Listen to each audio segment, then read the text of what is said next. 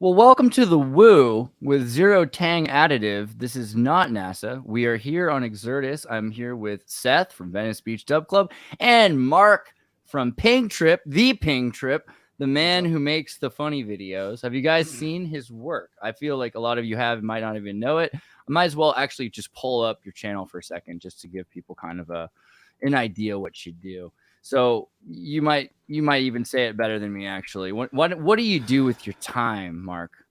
I feel like I just went through an MK Ultra experiment with that fucking intro, dude. It does. It uplifts the feels, doesn't it? It's a kind of Yeah, a that's what Wednesday Ultra. It's a Wednesday Ultra experience. you're the weirdest guy I know, Andreas. Thank That's a you. compliment. Yeah, you're not It's too an normal absolute compliment. yourself. I like that. I'm more normal than you, dude. So gives me I much hope in life. believe that. This is But Pink not Trip's channel. that intro He's was awesome, normal. man. He's been normalized in the sense. Are you? Is it pulled up? There we go. Quarter million people love and follow this man. He takes videos of people that take themselves too seriously sometimes, and then he puts them into a far more sincere form with zero cracks. That are they're amazing. So basically takes any story. I kind of, the good example was the Alpha Chad clip that was recently out where you took an IRL episode and Age added. restricted. Thank you, Oh, YouTube. really? Thank you, My YouTube. word. So they're Yeah. trying to shut you down. But guys, subscribe and check out some of the Pink Trip videos because they're pretty freaking brilliant. Basically, you just taking the words out of people's mouths and cutting the context. It's not much different than CNN does, right? I mean, that's Yeah, great. yeah, it's the same techniques, dude. It's just editing out of context, but I'm just doing it for jokes. I'm not trying to actually convince people of narratives. Yeah, it's just comedy, but it's Yeah. Okay. fun. Well, It's what a do lot of you fun. mean? So a lot of people that you take the clips from, they are trying to convince people of stuff, right? Like in general, like you've No, got people, everybody's got a narrative they're spinning, dude. Their version of reality. But and so yeah, and you're usually just the people I cut, I like. I'm not one of those like hate cutters that I'm just cutting shit about people I don't like. yeah, yeah. I enjoy all the people I cut, and I shout out to them.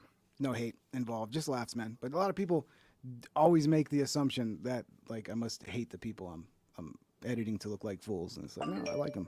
I enjoy them. Right. Yeah, I mean, I feel like I can see the love in your content, and Yeah. especially after seeing years of hate made content. Do you say you don't really have a rhetoric or agenda exactly, but do you have kind of a goal of what you want people to experience or be changed to do by?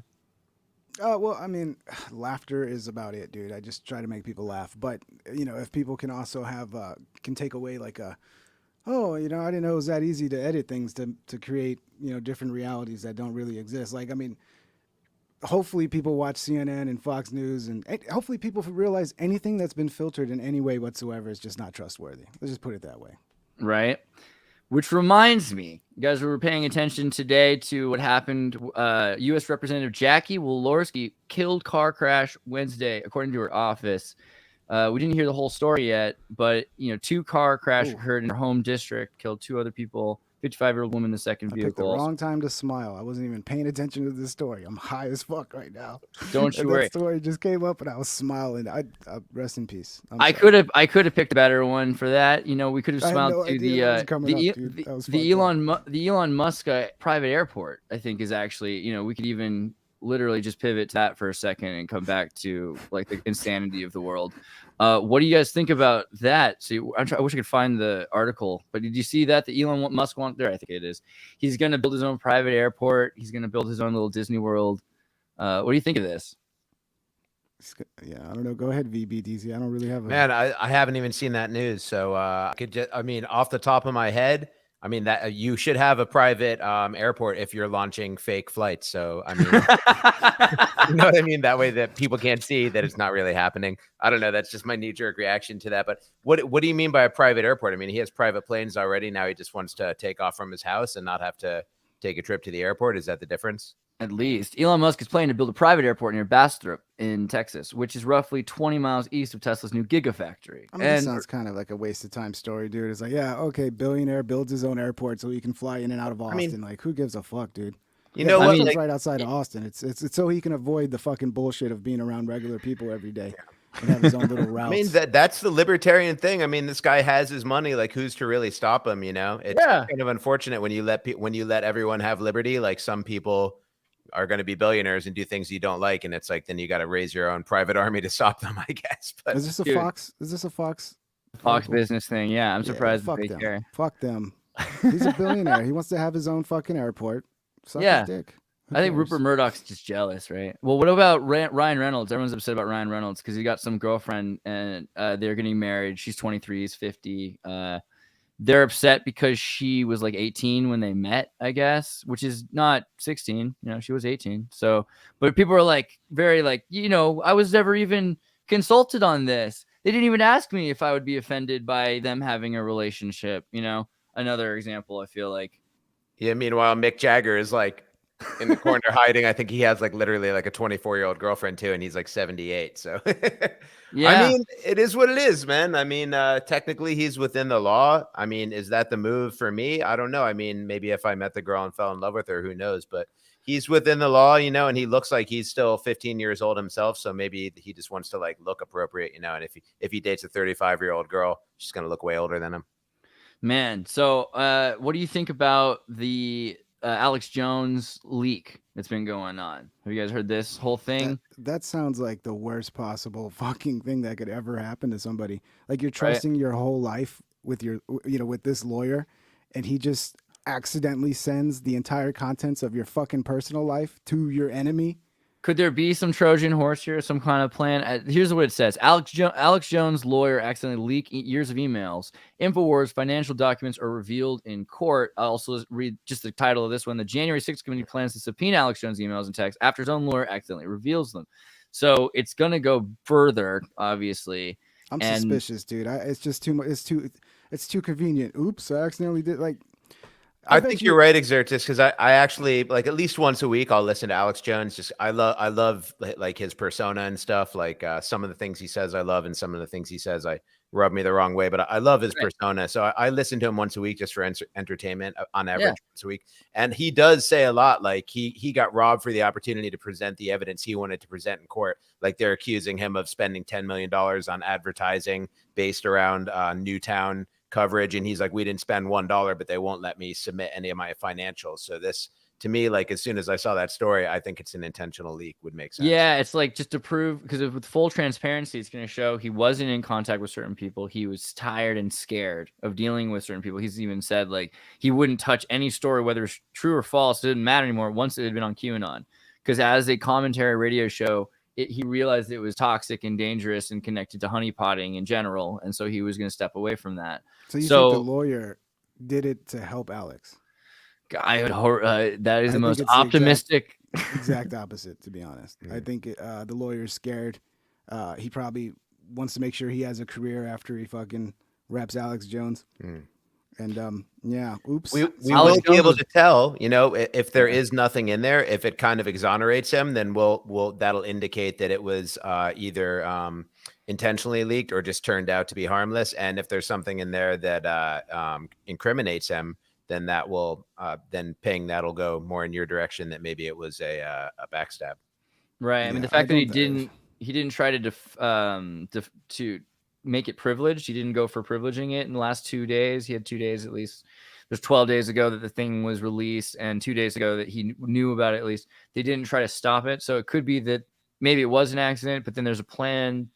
But yeah, so what do you think? Do you think that after Alex was belligerent in court or something, he said some things he wasn't allowed to say about being bankrupt, which had been clearly presented to him, that maybe his lawyer decided to stop fighting as hard? Or do you think it's always been a deliberate plan, or possible that it was? I think that Alex Jones' lawyers, I've heard some of them interviewed before. Some of them he interviews a lot, Robert Barnes. I think anyone that's willing to connect himself to Alex Jones in public is like a true believer.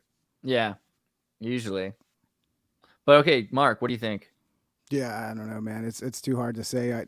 It's hard to believe that it was an accident. That's hard to wrap your head around. I agree with that. Big of a mistake.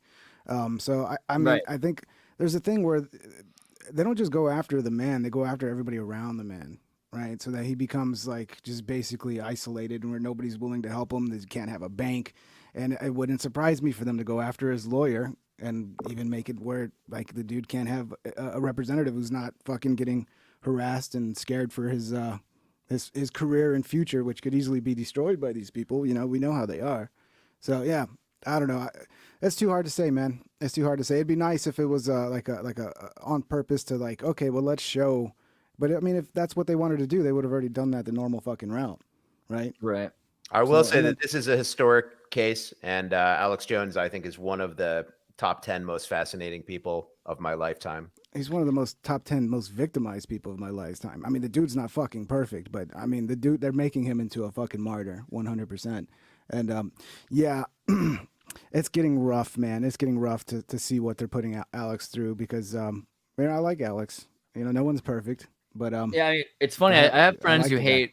I have friends who hate him because they're Californian. Like I have a friend who isn't down at all, and literally the reason being, and I always say like, hey, here's a guy who sells organic beet pills, and he talks about weird stuff on the internet. That is your goal. I don't care who I'm talking to. That is your goal. It's everyone's goal. Everyone's goal should be to sell maca and beet pills to people that are organic. You know what I mean? That is the coolest thing you could freaking do. But at the end of the day, they're going to hate him because of this one thing that happened because he talks 4 hours, 7 hours a day that happened like years ago. That lasted for maybe about a month. It lasted more than a few days, admittedly, but it wasn't just forever. And, I mean, even to the fact of like, this one's funny. I have to say it, but he doesn't really make Instahard. You can't buy Instahard from Alex Jones, but they had to get a sponsor, right? And so they've got you have that incorrect. That's not his sponsor. That was a personalized pop-up ad for the person pointing at the screen right there. It's exactly. That was obviously. That was his whole issues in that department. He's like, how do you explain this? And he's like, actually, that must just be on your end. The guy's like, oops. It's hilarious. I mean, there's some pretty crazy stuff that's going on with that. But the thing that, also like the lady, the mother, one of the Sandy Hook's mothers handed him some water after he had some cough with his larynx, right? Because he's got a torn larynx. And, beautiful photographic moment for Time Magazine or whatever. But, he's telling them like, hey, I never would have said, I don't believe that the government don't kill people. I don't believe that kids don't get killed. I don't believe that America doesn't have school shooters. I don't not believe that. I'm trying to say, I think I'm flipping it around. He believes that all of these double negatives are the worst. He believes that children die, that horrible things happen, that their children are dead, all these things. Old news. The dude's been saying that as many times as he could for the last, I don't know how many years. I think it's disingenuous when he says that. I think he was forced to recant like Galileo, and it actually really disappoints me because if you go back to his original Newtown coverage, like what would have convinced him otherwise when he's pointing out all the inconsistencies of the NBC, especially NBC and CNN coverage, strong evidence of paid actors being presented as family members and stuff like that. So I mean, even the psych evaluator who was a witness just like the other day, he said, well, I moved to New York after leaving Kansas to become an actor, and I wanted to be famous. And then that guy is, of course, he's the character witness because he's the psychologist who understands stress. But what he is he's an actor. He's like, that's what he did first, foremost, and with his life. And now he's doing the same thing in a new job, maybe. But that's who, once you become an actor, you're learning ways of communicating. And we're about to get your channel taken down forever, man. I would just like to say I 100% believe that everything the media says about Sandy Hook is 100% true. And as not being a conspiracy theorist like you two crazy fucks, I don't believe in any conspiracies. Absolutely. I was just saying that the guy who was a witness, not of the event, but he was a character witness, had literally been an actor before he became a psychologist. Tell you, from someone who I like Alex, but I remember around 2012, the Boston bombing.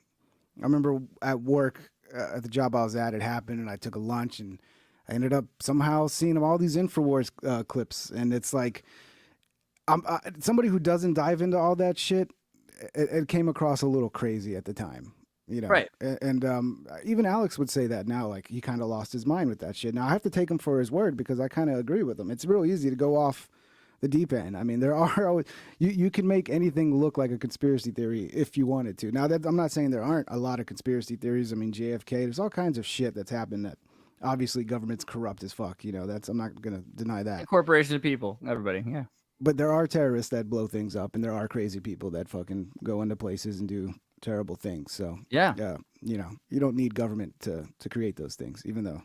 Yeah, but you could use laugh tracks. You know, I mean, there's a lot of other things that exist. It's a collective experience of being American. You know, so I was talking to a guy I was gonna have on my show earlier, but he couldn't do it because the power's out in Nigeria where he's at, because and he's not sure which terrorist group came in, whether it was the Islamic extremist radicals or this other extremist group that happens to be Islamic, but they're more about just destroying European influences or something like that. Is that Boko Haram or is that someone else? Yeah, I was thinking it might have been Boko Haram, but he wasn't sure if it was or if it was also because there's another group too. And it's like it could be all these things going on, and he's just sitting without power. And the dude's got a philosophy degree, and his biggest goal is to get out of working in a bank where the economy is doubling in inflation every week, and they're being robbed all the time, and it's terrifying. And that is being the environment. He's thinking, wow, if I was in America, that would happen. So, well, you remember, in America, you've got people doing the same thing, but not even because they believe in God, necessarily. And so it's actually scarier in a lot of ways, because we have just as much insanity and chaos here as anywhere else. In fact, maybe more, because it's not even justified by some irrational emotional attachment to spirituality or something. Certainly, the more of a connection that your culture has to screens and television, the crazier it is. And I think that we're at the forefront of that in America. Yeah, well, science is like the new religion, right? And we saw how crazy that got the last couple of years with the. Yeah. Last week we talked about Contact with Jodie Foster, and the terrorist in that movie is a sciencist, I would say, his religion is. Right.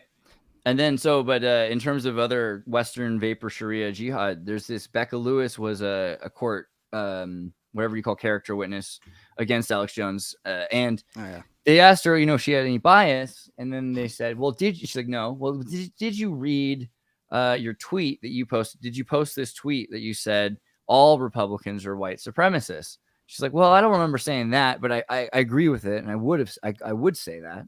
But then she retweets it. And then she retweets that. She's like, yeah, I guess I really did say that. And they were like, but don't you think that this would make you biased, that you believe half of the country, essentially, at least the voters, are white supremacists? Yeah. And then, of course, it's just that's just facts. Like, it's not biased to speak reality that, everybody's a white supremacist.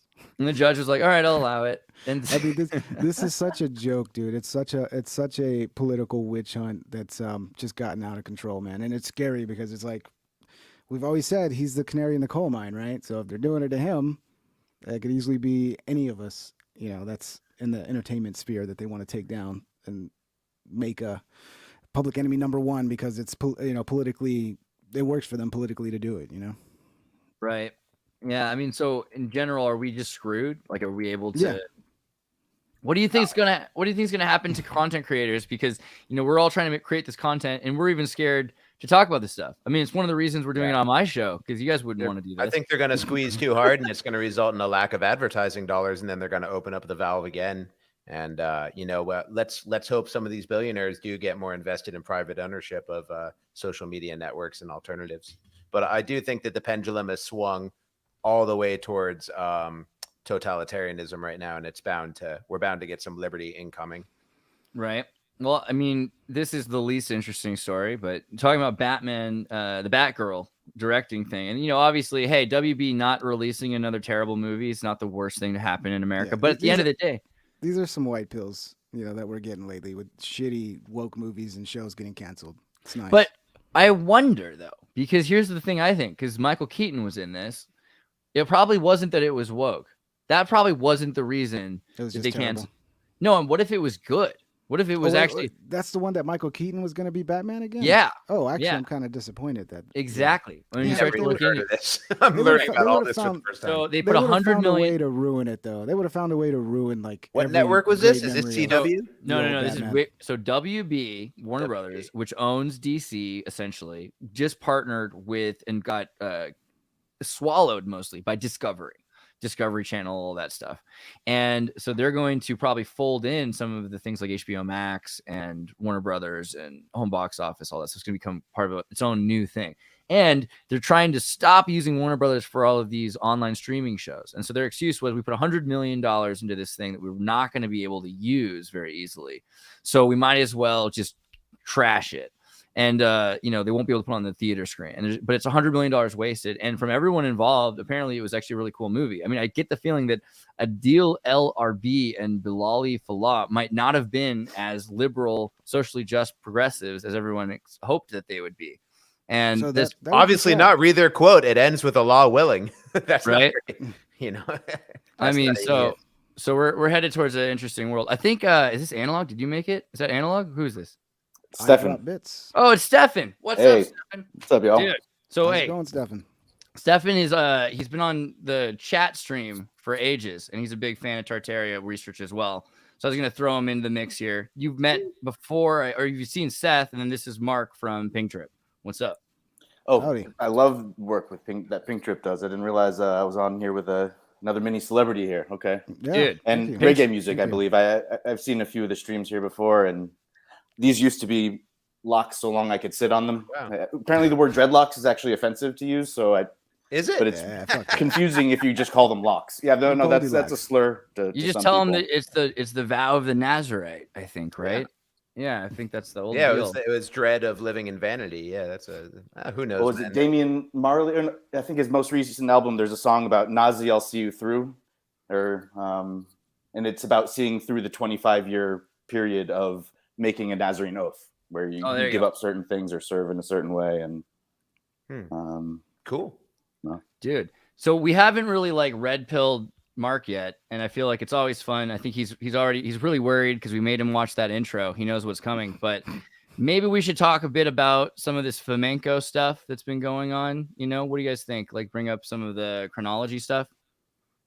Can do you you think? define flamenco for me? I don't even know All if right. I've heard the word before. That'll work. That'll work. Anatoly Fomenko, I believe. If Yeah. You want to actually, Stefan? Why don't you tell him what you know about Anatoly Fomenko? I talk a lot.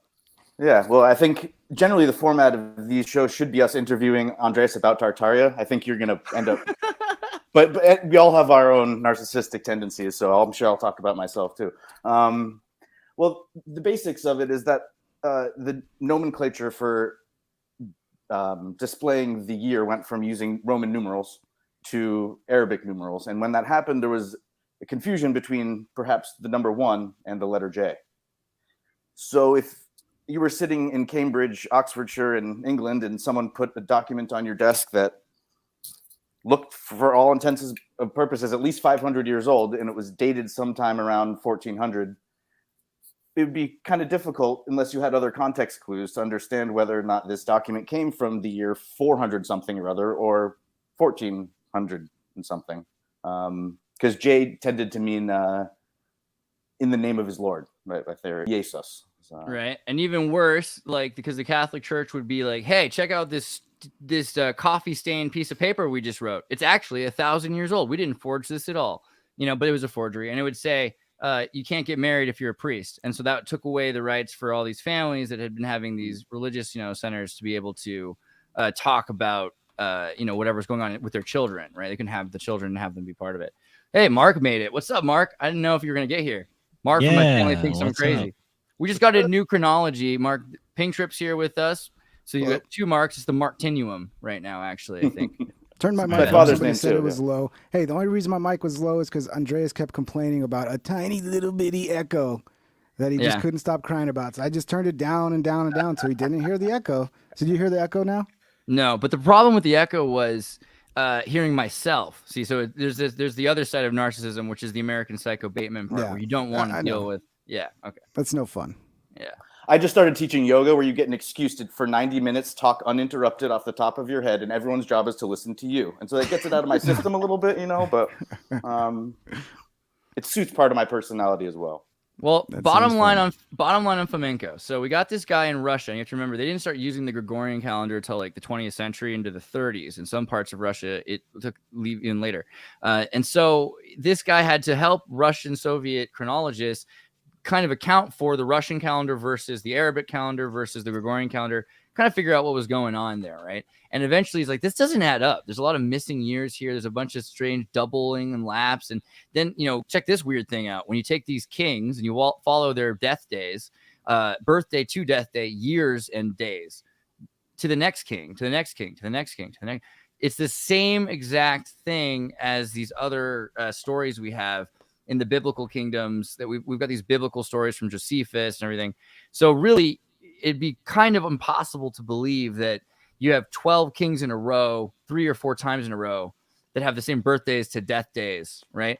And so the chronology is like doubled up. And so basically, Anatoly Fomenko is like, the only thing that makes any sense to me is that time's been doubled somehow, maybe by the Catholic Church. They've made it say that Jesus was 2,000 years ago instead of 1,000 years ago, but Jesus was probably more like 1,000 years ago, according to this calendar. And so he basically did a mathematical analysis, and it was through that mathematical analysis that it emerged that the holes that certain cultures are, they're different entities that keep historical records.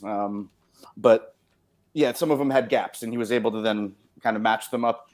But when you go back to the fundamental fact that you don't know if the I is a 1 or a J, this simply adds another layer of uncertainty to, and perhaps actually tries to push the argument in a certain direction that that time has been lost track of to some extent in different places. And I feel like more and more the authority of the academics is being eroded. And so back in the day, if someone had put a stamp, this is year XYZ on it, it was just accepted that way moving forward because so-and-so said it at one time. And then when you go back and really re-examine the evidence, see all different types of interesting coincidences from connecting cultures across the world that shouldn't be there. Right. So, I mean, it's interesting because it's not just like magic. It's not just like Mandela effect or Berenstein Bear. It's just, this is just the Catholic Church and some people messing with the calendar, right? So it's pretty approachable. So I wonder what you guys think about this. Do you think it's possible that elites during the times that they were putting Galileo, like you had mentioned earlier, in a tower and saying we had to hide history and science, do you think it's possible that this is true, that there's some manipulation to the chronology? I think not only is it possible that there's been probable that there's been manipulation, but also it requires a lot of hubris to imagine that you can do an accounting of thousands of years or that accounting in general is very fraught with error. You know what I mean? So when you're calculating the light years to the sun or trying to count 100 million votes in one night, for instance, or anything like that, you tend to make a lot of mistakes. So hopefully a whole bunch of critical infrastructure doesn't rely on all these figures being correct. Right. Yeah, I have no idea, dude. Obviously, there's a lot of history that was lost, and obviously, the victor writes the history, and history is always being bended to the will of whoever's in power at that time, for whatever they need it, whatever reason they need it to. So yeah, a lot of bullshit out there. So you think you even could buy just it? oh, go ahead. Sorry. No, I was just saying you think you'd buy it. Go ahead. I was going to say phonetically, even we just get bent out of shape because our American English mouths tend not to, or I'll speak for myself, tend not to say things in the way that the native people would have said them. So one example of this is the ZHU culture that seems to have been very prominent, making amazing bronze things in China for thousands of years. And it's the Jews, like the Jews diet from. It looks like they made bronze tables of shewbread, which is something that kind of almost is an analogy or an analog for a battery with they stack different types of bread on it as part of a ritual that didn't carry through to the modern day, or at least the version of Reform Judaism that I was raised with. So yeah, just simple things like that. One culture, they revere the Jew culture. And there's no one that goes, oh, by the way, did you know that there are also Jews over here? And it's just, well, that's spelled differently, so it couldn't be the same thing. Or no. Right? Yeah. Can't be spelled that way in Hebrew. I mean, there's no W in Hebrew, so obviously that's right. Spelled in Hebrew either. But yeah, it's there should be a name for this kind of wrong think, wherein you have to have like a special group that's like set aside that is like the impetus for everything to start rolling. Like whether it's like Anunnakis, like certainly we couldn't have built the pyramids. The Anunnaki did it. It's like, who taught them? It's like, oh no, they're the prime creators. Like they're good enough to do it. They have a superior consciousness. Or like the Jews are responsible for creating media or acting or lying or anything like that. Like people just have this idea that there's got to be a special group that invented something from whole cloth where the rest of humanity doesn't even have the potential to do that. And I think that that's just like a flawed way of thinking. There was an interesting thing on that also, because I started looking at some pictures from the Middle Ages when David Ewing Jr. was on. Let me see if I can pull up what I was finding. So these, for instance, if you go look at pictures from Italy, from Ireland, from Scotland, from Amsterdam, from Holland, of the crucifixion, they all have this kind of interesting background drop where there's like kind of a river system, and then there's the tower system on either side. And you can find more examples of the same tower system. And you're like, what is this? Is this supposed to be Jerusalem? Which tower on which mound is that supposed to be in the background? But again and again, what starts to pull up is the story of Jerusalem, but it's pronounced Euro a lot of the time. How about Hiroshima? Yeah, Hiroshima, right? And why did they bomb it? Maybe because there was way too much evidence there that there was some ancient culture that didn't belong there, But it was an ancient engraving or a print of something on either Martin Liedtke's channel or UAP or something. But yeah, seeing at first glance, I looked past it and I thought it said Yerushalayim, but no, it said Hiroshima. I was like, oh, dude, yeah, and then Yero meaning holy. No.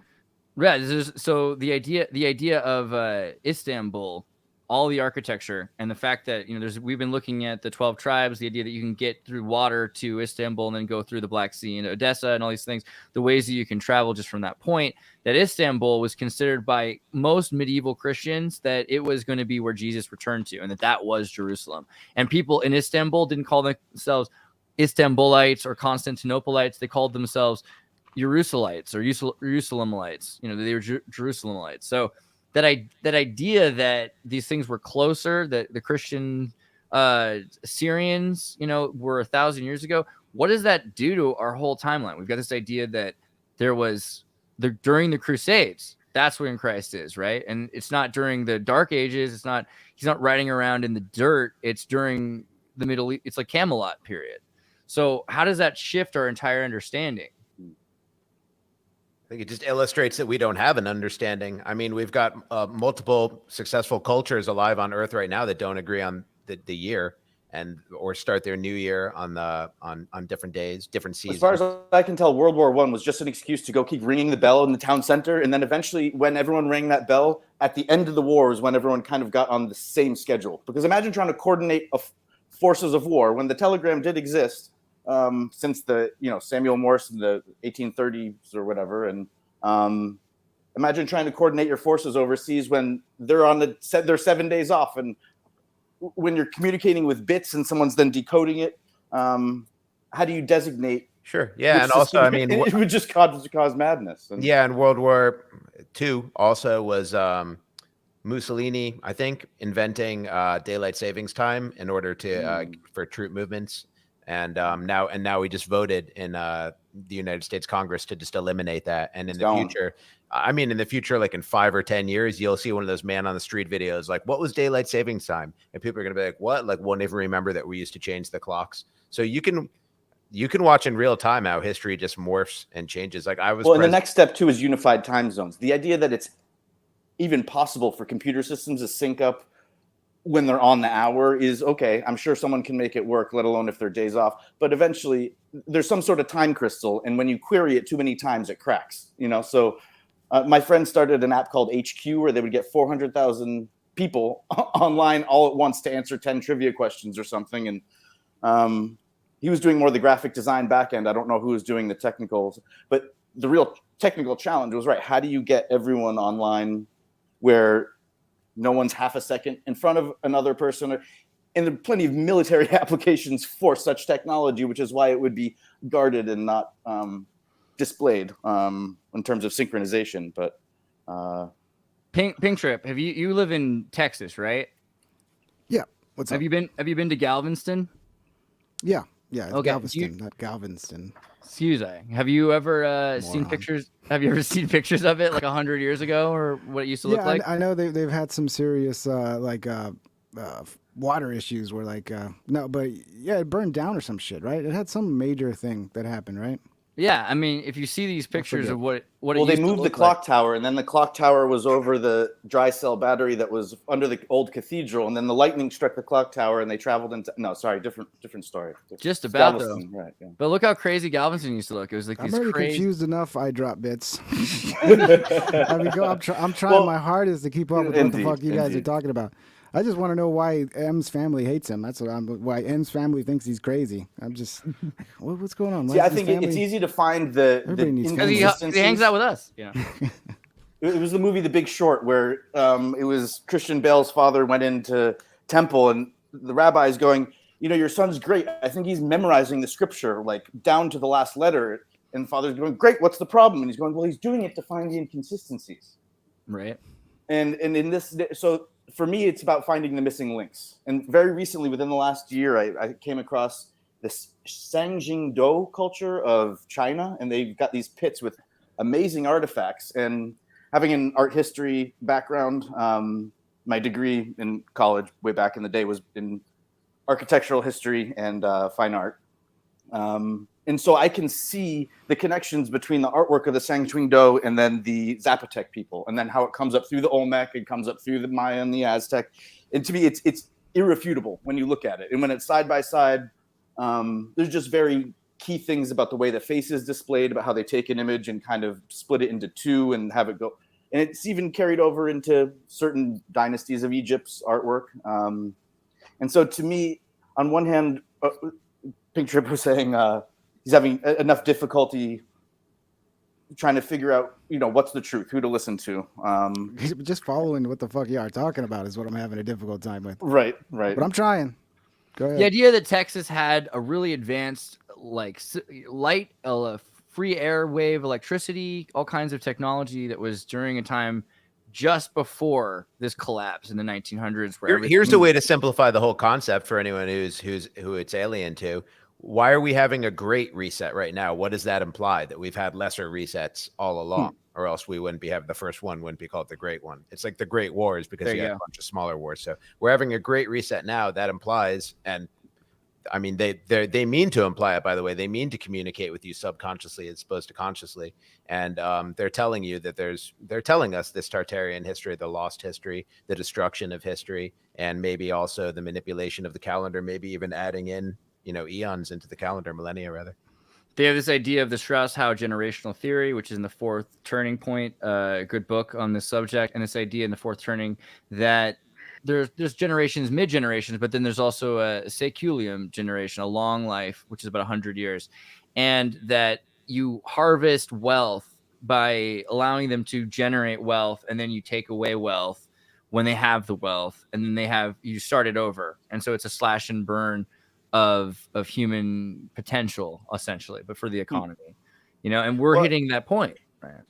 I don't think it's a slash and burn, really. But if you think about the difference between wealth, I mean, wealth is a key word in there. They're not taking away money. They're not taking away currency. They're taking away wealth. Wealth is something that's created through work. So, I mean, the whole idea of being the illuminated ones, of holding all the knowledge secreting away all the knowledge for yourself, being the illuminated ones, having the Vatican archives, having the Library of Alexandria, not exposing this stuff to other people. That is actually stealing the wealth, which is the entire productive value of mankind for yourself. So that and all the able-bodied young men, that as the wealth of a community. Yeah, sure. I mean, look at we have stained glass cathedrals and we don't know how to make them. We have pyramids and we don't know how to make them. Somebody knows how to make them still. That's the wealth of mankind that's been taken. Right. And we look at what's coming, and I feel like that's where it matters the most, because we're so worried about this great reset. We're worried about our future. Right now is even hard. The future is even harder. How do you predict the future? You figure out what rhymes with the past, right? So my family thinks I'm crazy. Why do they think you're crazy? That was history doesn't repeat, it rhymes. That's a holographic thing. A lot of reasons, probably for participating in conversations like this, but I'm just glad you had me. I mean, I'm sorry for being so late. I thought we started at 9 the last time I was on this show, so I need to get my own clocks in order. Maybe I'm crazy. I don't know. Daylight was saved or not. I never know which hour it is in real life, because I'm always thinking about what's going on in New York or California while I'm not there. And it's confusing me a lot. Well, I just had a really interesting conversation about Tartaria, and I think one thing that I just can't get past is how new this subject is. And maybe you'll prove me wrong, and I just am unaware, but it's only been 3 or 4 years that this topic has become so popular. Am I wrong? Is that just my impression? And if so, what are your thoughts on why this is entering the collective consciousness at this point in time? It's a great Because question. Project 1619 ain't gonna cut it. Yeah. I mean, so you've got this 1967 CIA disclosure of Tartaria that we found. If you go to the CIA's archives, you can get the declassified docs where they're talking about Tartaria when they're trying to confuse the Chechens out of interest of serving the Soviet Union. They're like, hey, if we give them a nationalism, we tell them the Chechens were Tartars, that'll help. And that's kind of the opening up of when people start to figure it out. Then you've got a group of Russians that start talking about it in the 80s and 90s. And by 2010, you've got flamenco Russians that are talking about the Tartarian ideas again. But if you go back to the 1800s, it was huge in Turkey. They were all about this idea. They called themselves Tartarists and Tartologists. And you can look up pseudo-Turkology on Wikipedia. Which literally might be some foreign culture picking up a map that they didn't write in a language they don't understand, pointing to a few letters, and it said territory. And they just went, oh, we must, yeah, that's us. So we must be the Tatars to them. Or I think this topic is about to become very popular. I don't know how much stock you guys put into the Joe Rogan podcast, right, but my boy Sam Tripoli just was on there talking about Tartaria, and he's not the best representative, I'll say that. But he brought it up. He brought it up. What a king. Yeah. And Joe even was like, whoa, this looks real.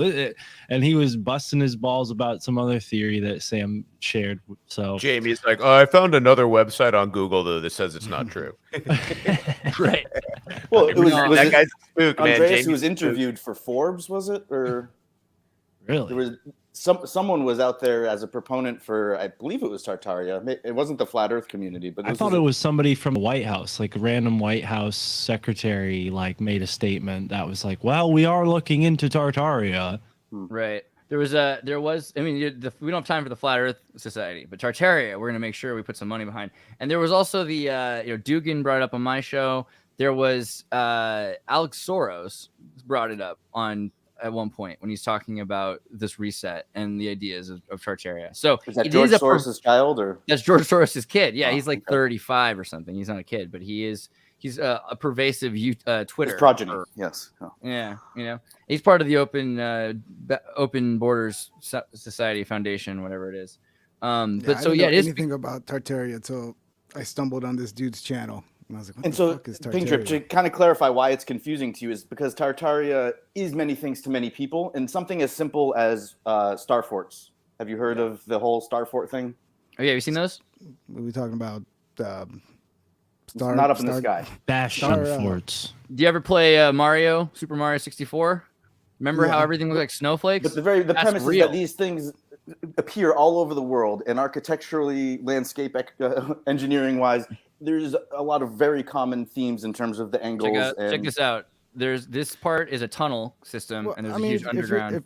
If the point of this is to convince me that there's more history that we've lost than we'll ever have, then yeah, I mean, obviously, dude, I think human history goes way further than what we have, obviously, and a lot of it can't be trusted because it's, the victor writes the history. But yeah, obviously, dude, obviously, there's a lot of history lost, civilizations that probably had crazy technology and crazy cultures that we'll just never know about. So we might end up one of those cultures one day.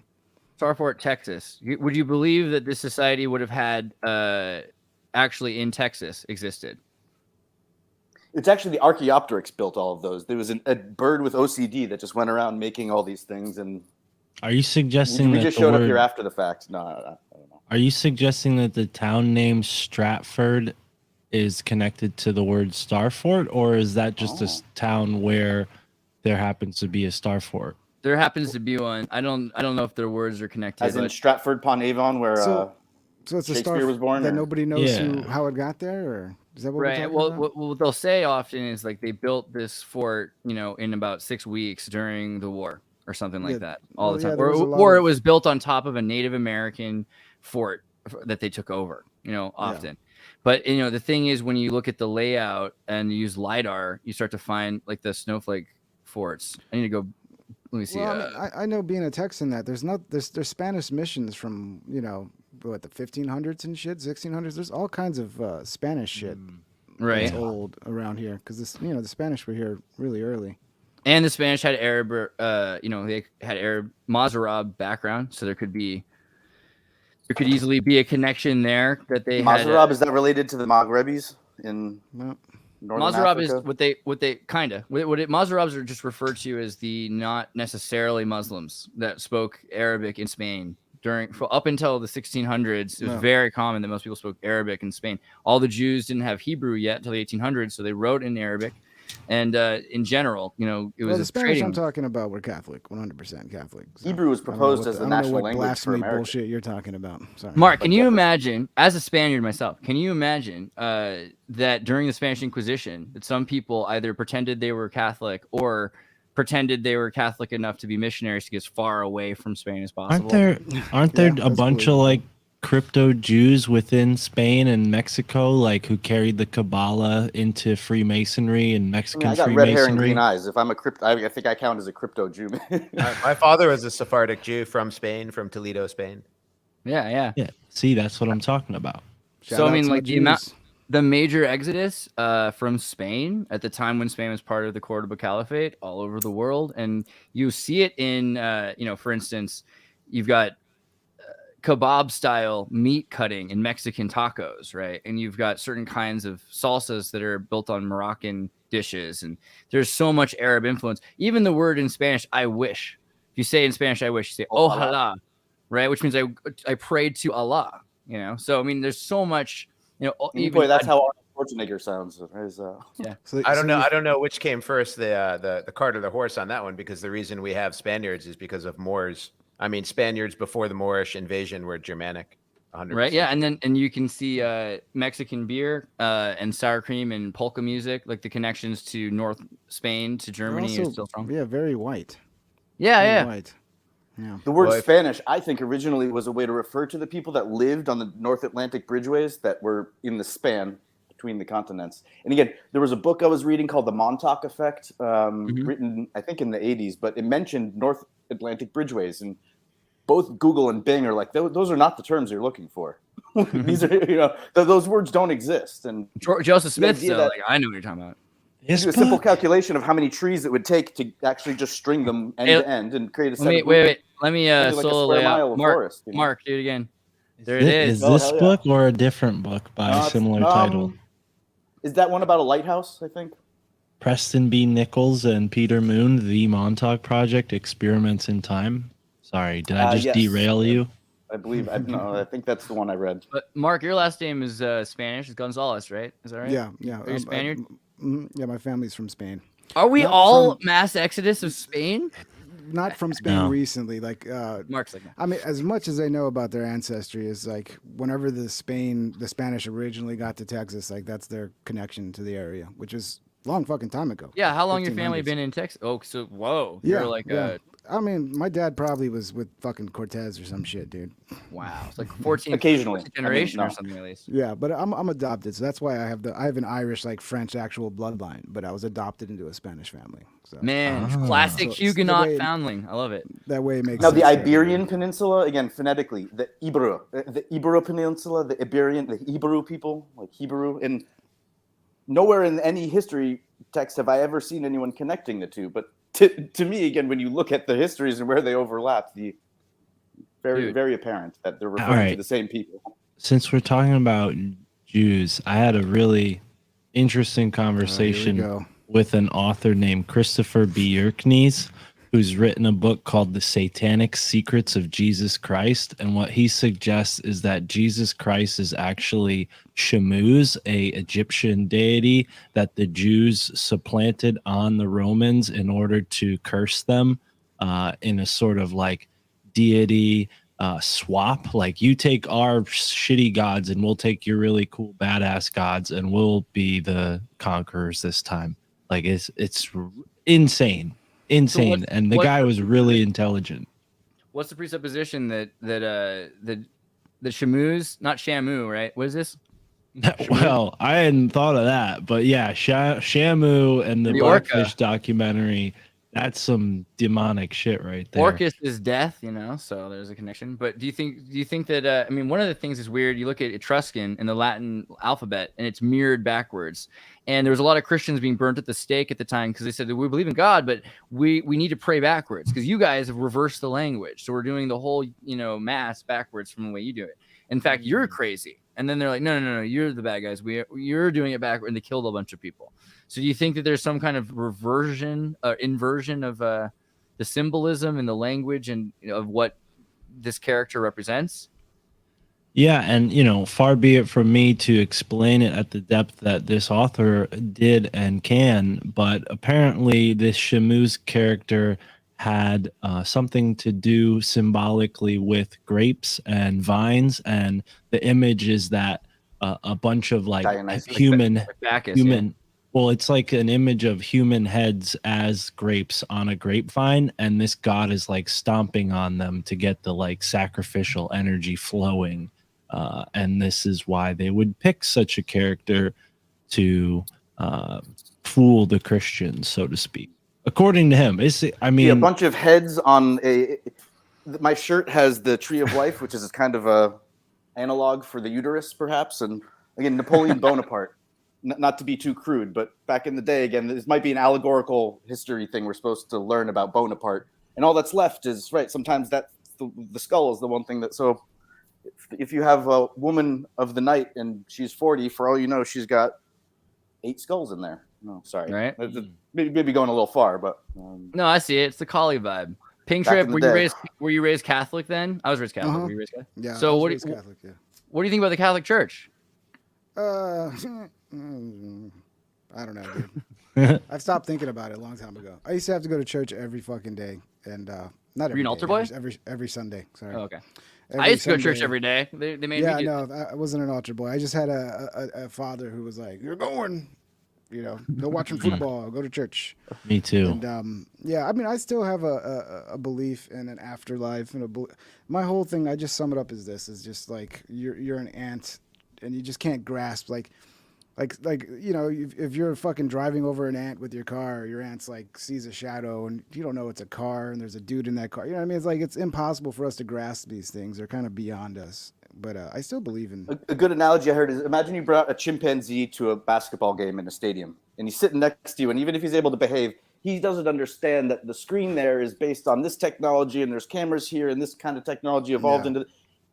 Never underestimate contextualize the experience, but there's a certain. Well, and I feel like that's real life to me. There's an order of magnitude. Mark's smoking some legal CBD, so I'm like, I'm gonna smoke some legal CBD. No, yeah, me too. Hey, of course, you're safe. Yeah. Yeah, I'm in yeah, Massachusetts. we're all smoking. I'm in Massachusetts, so yeah. Oh shit, I'm in Connecticut. Right on.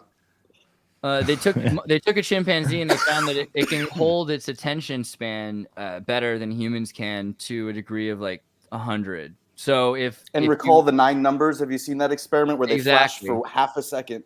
And the college students, I actually went to OSU too, and I can testify that the college students there would not do very well on that test. I can think about that for a long time. Like, what do animals understand? Are they as dumb as we think they are? Is there here's the thing, different kind of intelligence that's in there that we just have an inability to connect with because it just hasn't developed in the same way our intelligence has. But yet, my dog we've seems been smart as fuck. Look at us. Yeah. My argument to your point, each other. My argument to the point that's sort of being made is spirituality and religion. I mean, we as human beings realize the physical limits of our organism and transcend beyond that with our mind, with our soul. And whether or not animals in a long scheme of things are evolving or progressing towards that themselves is debatable. But I think, the aspects of consciousness that we can all agree on are present in most beings. Awareness of some kind is present in plants and even the smallest microorganisms. So, yeah, I think we're all transcending up that scale. Play is often seen as a evidence of a certain level of Mammals all exhibit psychopathy. I think we've proven that. All I know, dude, is my dog is super fucking intelligent when it comes to food. He memorizes every fucking detail around what happens when he gets food. And if any of those circumstances happen, he thinks food. And I think that's like where their intelligence lies. Like if you're a dog, your evolution is all towards hunting. So all of your intelligence, all of your so when it comes to knowing about food and the fucking things to memorize around what signals you're going to get food, their intelligence is well beyond ours when it comes to that, for sure. Plus, they're selfish. Would that be like metaphysical essentialism, like that we're talking like a hierarchy of souls, and like you evolve as a dog, and then now you're going to go to the next order of beings that a soul can inhabit, and that's then the Buddhism, isn't that it? would That's be Buddhism. Yeah, the highest level is. It'd have to be Buddhism. Well, I think Christians believe that in some sense. You can't see. I got a little Lasso Opso over there. And apparently, according to the Buddhist, he's basically a reincarnated monk, and because the idea is that he couldn't get to the last level, right? So like the second to last level, you come back as a little Shih Tzu, a little Lasso Opso. Yeah. I always thought a neutered house cat had to be one of the lowest things. You have to walk around on your tiptoes, literally anatomically, and they get their balls cut off, and then that's so a guy who hunted too much, I think the Veda says, and then someone in war can become a tree for a generation. I felt like I mean I'm not really into reincarnation, but I definitely don't feel like it's my first time being human. I know a lot of people that are arachnophobic, and I find that to be like really weird. I feel because if you hate bugs, then you should love that spiders eat them, right? So for me, I feel like arachnophobia is a kind of a tip off that someone's a first generation human that used to be a bug. Just really. What about snakes? Isn't everyone inherently afraid of snakes across all different cultures, even in Ireland?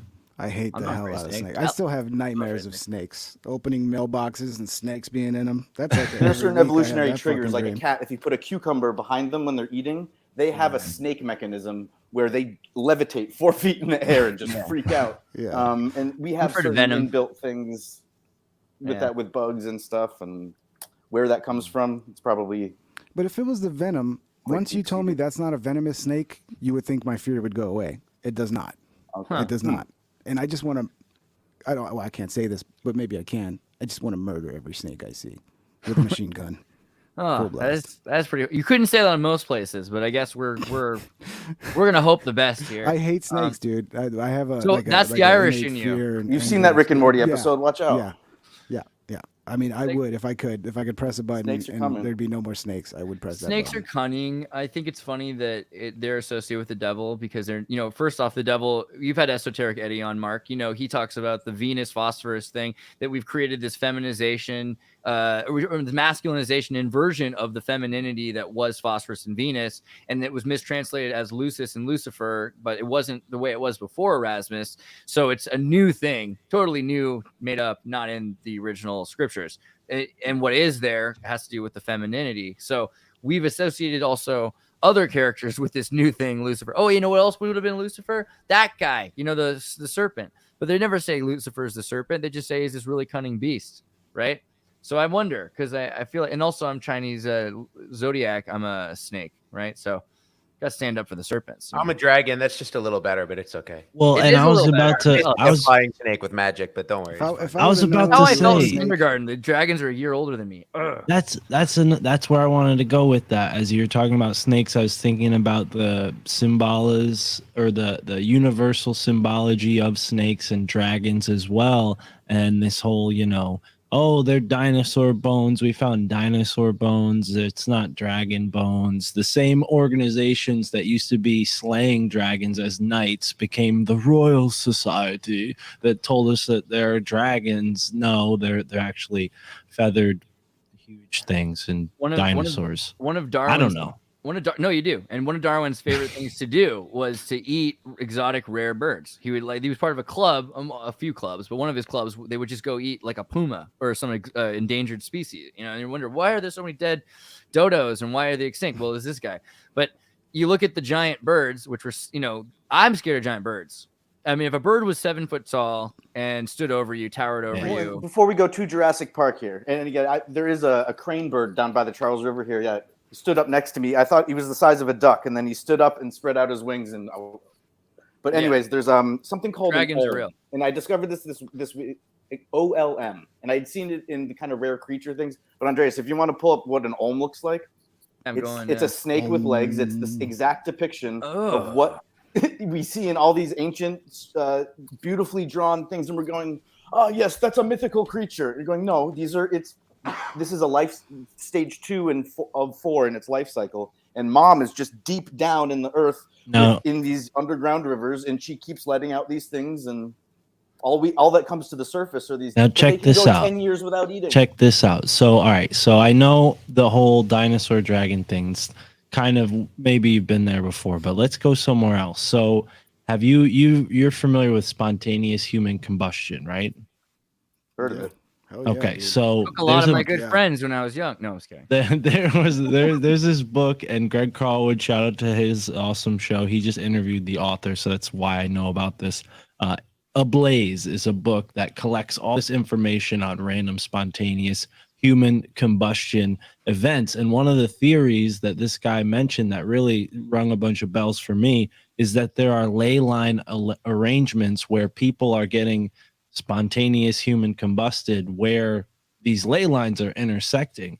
And when you consider that in other countries they call them dragon lines, maybe that speaks to this like whole breathing fire thing, and these dragons or plasma entities are like flying along these ley line arrangements, blasting people because they're like getting in the way of this totally plasma. I understand why your family thinks you're crazy. It's the Hubble telescope. bless It's out you. of commission. God Someone bless you. bought it and turned it around, and now every time it passes between us and the sun, it just like spontaneously combusts something on Earth, right? I think it's called geohot. There was a guy named George Hotz, right? I remember one. It was this old lady that was smoking, and they found like the fucking remains of her like melted to her couch. And then I think like the forensic investigation showed that like the source of the fire was her. And they just Well, they never also really show things explained. like the ceiling not being burnt, the furniture Yeah, it was around just- them it not was being just- burnt. It was where There's she a was story- on the couch was a big Yeah. fucking black spot. There's a And story of her- a guy who hoarded newspapers. His house was filled with paper, and they found his ashes in one of the aisles of his newspaper hoard, and he had Because they're all spontaneously coated in fire combusted. retardant. Yeah, but I mean, that could be it's one of those it's an ancient phenomenons that alchemical we thing. just- You know, you saw Fight Club. If you swallow the right chemicals, you'll start burning from the Did you inside guys out. did you guys actually Disappear. watch Maximum Headroom? Have you seen Max Headroom? Is that Yeah, about Max spontaneous Headroom? human combustion? I guess you guys haven't seen it. Yeah, so this movie, Max Headroom, it's a journalist who discovers that what's going on is that they've been making these hypermercials, which are commercials that can play 3 hours of commercials in 3 seconds. And they're great because you get all the commercials out and then they're still subliminally in your mind and all. But the problem is that lethargic people that eat junk food tend to spontaneously combust from the hyperactivity of the hypermercials. And when this guy finds it out, they have to take out the journalist. So all they have is this like hacker kid has digitized his NFT self and has this weird freak GIF like version of the guy, and they call him Max Headroom, and he's like the first AI, and he's trying to bring down the hypermercials because people keep exploding, you know. So that could be real. And this I feel is it's not just drugs. Andreas's avatar AI revealing to us that this isn't actually Andreas. This is again, he's created a GIF of himself. Max Headroom. Yeah, that's what I feel like. This Fucking was huge Clark in the Gable. 80s, man. Everybody loved Max Headroom in the 80s, and they made the ABC series. I think it was like 2 seasons after the peak of the popularity of Max Headroom, and it was not a popular or well executed series. Did you at all, guys but that hear plot point- about the hack where somebody hacked into local New York Incident. City television stations with the Max Oh, yeah. Headroom like footage? Yeah, the signal hijacking. I guess it was Chicago, but it's okay. you can watch it on YouTube and it's amazing because I think he shows his butt and he has someone spank him with like a paddle and like he's drinking Coca-Cola instead of Pepsi because he did all these Pepsi commercials or something like that. Let the record show that Andreas does not want you guys to know the truth about the dragons and the ley lines. He's trying to change topics on us. No, the real danger is the wolfen. We were Giant talking about birds would have orcas flown and really dolphins, far. but another thing you could type in is a wolfen, and I've been scuba diving quite a bit, and dolphins scare the bejesus out of me, so to speak. When you're down there, they're moving 10 times the speed you are. They're able to glide through the water, and even with but so a wolfen is what happens when an orca and a dolphin mate.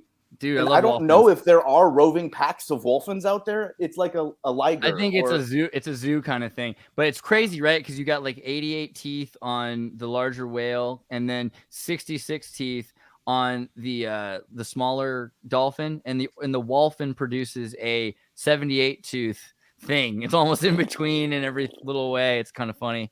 But And it yeah, just does what it. I mean, it's terrifying. it's the best of both worlds, you know. I You mean, talk and this about is intelligent animals. Dolphins are fucking. smart And as you fuck. know, the megalodon again is probably just I'm a getting to hybrid dolphins. of two weird sharks, and then when it can keep eating enough, it grows to the size of a megalodon. The concept of evolution is put forward in pop culture again is greatly lacking when it comes to Right. where do these novel species come from. Unless you mean like pop culture, like pop art, like Madame Blavatsky. Hey, Mark, do you remember that time the girl who talked to dolphins and masturbated them too? Yeah, you talk I about remember. Margaret Howe, guys. Margaret Howe. Remember this story? So Margaret Howe, 1960s, was working with John C. Lilly, a NASA-funded project on the island owned up until recently by Jeffrey Epstein. And they were teaching dolphins how to speak. There's a movie called, The Day of the Dolphin, I think it's called. And not only did she love this dolphin, the dolphin loved her, but she had to like relieve it of sexual stresses because it was, it was lonely. Going to kill her because it was, as far as it knew, she was its captor. She was on acid every day too, but I don't believe that story that she lived in a flooded apartment up to her waist, because I don't think human beings can survive well when they're submerged in water up to their waist 24 hours a day. Probably not 24 hours a day. But, yeah, I just don't think I don't buy it that she was. I think in it was there a for aquatic story. ape theory. Come on, It was so much more plausible than the Savannah Plains theory. I just don't buy it. There's a 2-story building, and then there's an open aquarium so that they can swim in. I saw a Her documentary actual about apartment this. where It's she actually slept real. had like water up to like the level of the bed. There's like Yeah, I don't buy it. I don't remember that. That's hard to believe. Yeah, I don't remember that. Didn't they have like a whole? Do dolphins setup? sleep? Like That's a an professional interesting setup. question. they did have a professional setup, but like it was at their place. They lived there, and that was the 60s. So Yeah. But I mean, dolphins are pretty brilliant. They were using them for the military for echolocation. They wanted to see if they could, map out where bombs were and things like that. Recently, go ahead. But they have been known to rape people too.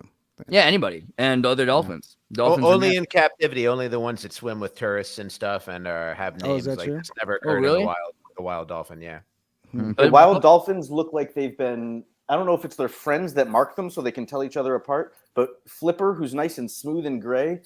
Again, I'm not sure. It looks like a Jackson Pollock painting, each one. And you're going, oh, yeah. Have you guys ever seen been through the some- videos of how dolphins can blow those bubbles off of the tip of their nose that go out like a perfect donut, and they do like cigar smoke ring tricks where they shoot bubbles through bubbles? And they swim.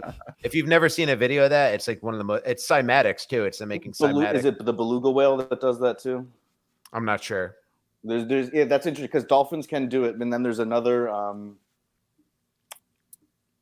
Yeah, it's so cool. The ones with the big. It looks like they have a sonar dome on the front of their head. I think that's a beluga.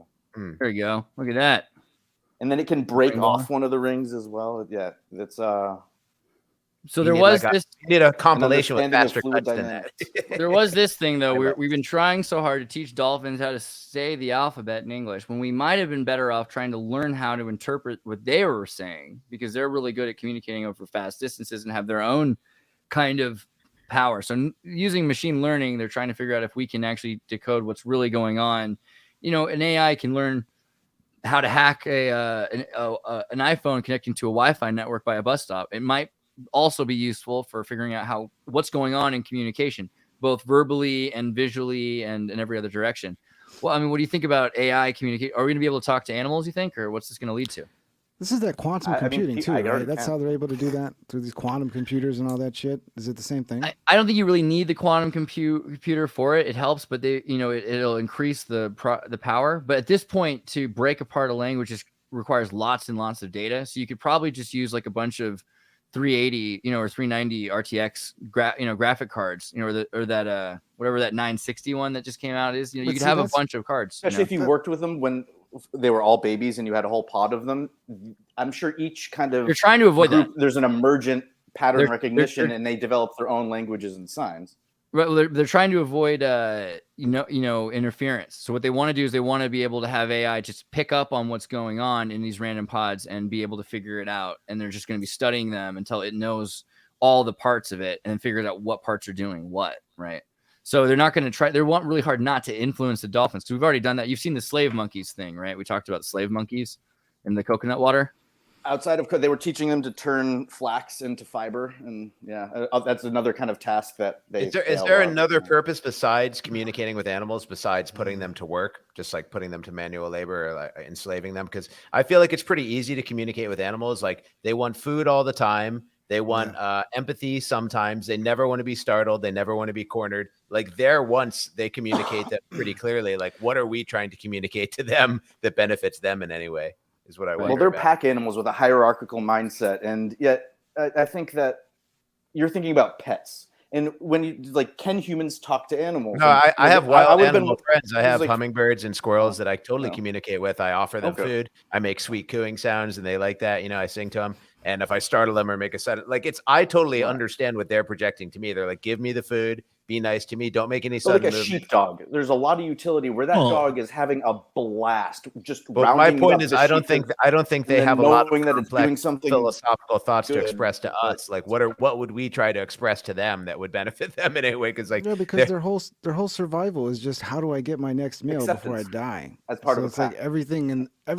them food. is just how do I get food so I don't die? Yeah, and then also reproducing and all the other things. But we have to also consider the general animals that we're interacting with live their whole life cycle within some sort of artificial augmented reality that's caused by just human beings. Unless you're going to an undisturbed environment to meet these hummingbirds or squirrels, you know, these squirrels or hummingbirds are relying on human structures, human food sources to some degree, or the spillover of it, right? So I think, it's they'll err towards the convenience, which is what humans will do as well. Like humans can fend for themselves as well, but when they get accustomed to hand to mouth feeding, then that makes them susceptible to basically enslavement. So I mean, I think animals will do much better if we don't learn to communicate with them. This is my point. I'm sure for us it would be fun and exciting, but I don't see how it's going to help them in any way. You know, you guys heard about the crisis that pandas might not be real, or rather that.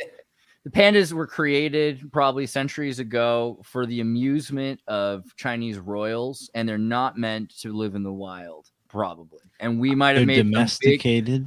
We might have misinterpreted something. And we look, there's a huge thing. Guys, people saying human species, we are also a created species that isn't meant to again. Before modern medicine, our reproduction rate was like, again, that Rick and Morty episode where there's something on like the face suckers, you get one chance and then it's splat and that's it. You know, it was the joke that I heard about for humans to reproduce other animals. Yeah. We're going down a different path here. So pandas aren't real though, huh? Okay. Well, in the sense that they were like silkworms have been bred to be weaker. These were bred to be really cute and to amuse people, but there's no pictures of pandas in the 1800s, as I think is the beginning. They start to show this concoction. A litter of pandas is called an embarrassment. Well, selective breeding by humans, anti-Darwinianist practices to try to make something cute instead of ability to function in nature. I love my Lasso Opso, and that's how he got here. Yeah. What do you think about the own Benjamin? He goes even a step further and he says pandas just aren't real, period. They're just midgets in suits. he's done like hours and hours of it. I've seen some videos where I'm like, I think he's right. Then I see other ones where I'm like, that fall would have killed a midget, you know?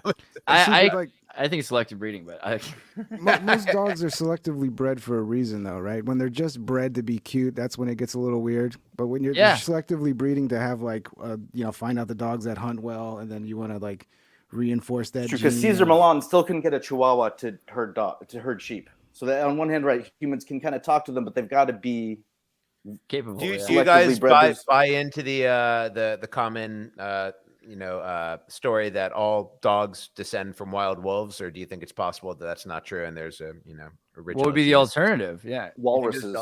They went to walruses first and then went back to dogs. Actually, they're very close on the family tree.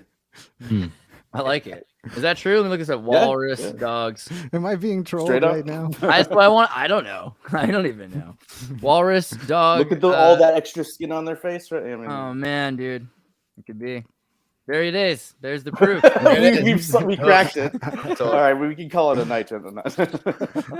My point is we'll parrot so much scientific information just because like we heard it and it's like novel, and then when the subject comes up, you're excited that you know something about it. But I don't actually know a lot of the things, and I'll just blurt out. It's almost like Pavlovian. Like the subject comes up, I'm like, here's something I saw on YouTube, and I just like defer to it as if it's true for sure. So I often wondered, because like different species of dogs look so different, and like how long have we been domesticating them where they've, you know, we get varieties like Dachshunds all the way up to Great Danes. Apparently, like it doesn't take that long when you start doing selective breeding. You know, allegedly, not apparently, allegedly. Every litter is basically you're reinforcing that behavior. So as fast as they can have litters, each time you see an improvement. You know, as you weed out the ones that don't do what you want and keep the ones that you do that do what you want. On one hand, it could be a behavioral snapshot of a moment, and then, but over time, that method of selection perhaps would create certain traits. Well, look, For me, the most interesting thing is the Russian blue cat, because dogs oftentimes, when the behavior is different, the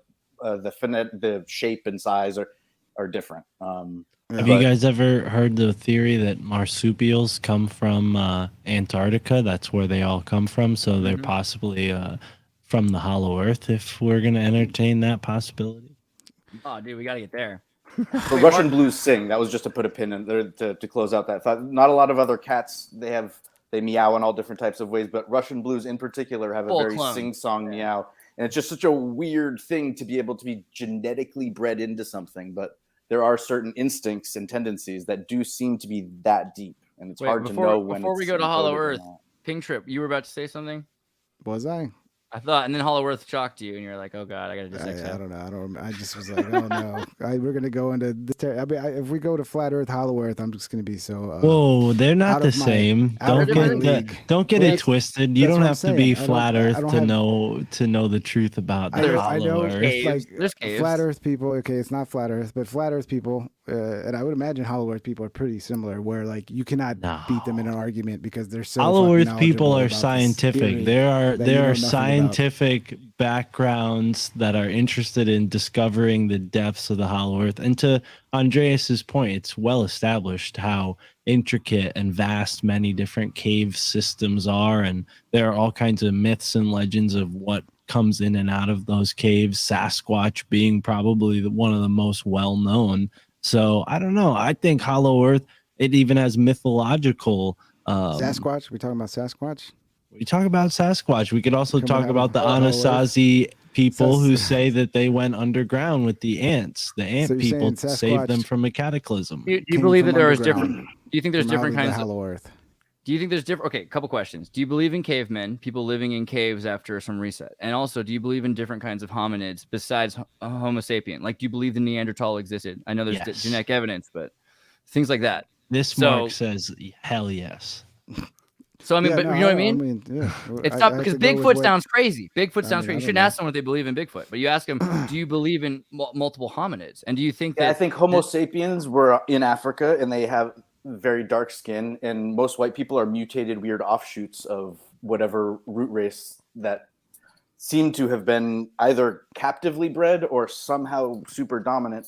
On the other hand, there could be many other extant primate species. I'm not trying to suck all the air out of the room, but a little 15-second thought. The idea of Wookiees and Ewoks from Star Wars, not Star Trek, right? Yeah. Right, worse. So there is a genetic condition where people are hirsute, where all over their whole face and all over their arms, right? And their legs and their body and their back is all covered in hair. This exists now. So now if this person met Shaquille O'Neal's sister, who was the same size, and they had a child, then you have one generation away from both Ewoks and Wookiees, and we should really refer to them as fellow hominid species. This is humans are really broad term these days, right? I mean, but again, we talk about it, and it's always referred to in such a way it's the realm of Yetis and UFOs, or no. Just use your brain. Because we've seen there's kind of circus troops, and there's oftentimes a whole bunch of children from the same family that have this genetic condition, and from head to toe they are covered in hair.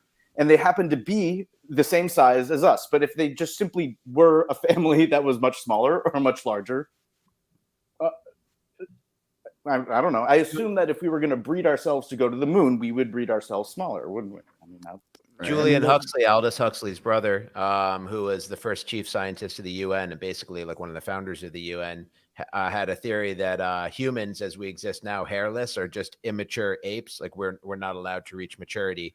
And he was actually asserting that this is like a genetic engineering project that he wanted to participate in and continue, and shorten the lifespan. And that basically we're supposed to live a lot longer and become covered in hair and basically look like greater apes, with also maintaining our intelligence, and our intelligence would be growing as well. And it was crucial for his Julian Huxley's plans of kind of uniting the world under the UN mission that we don't mature.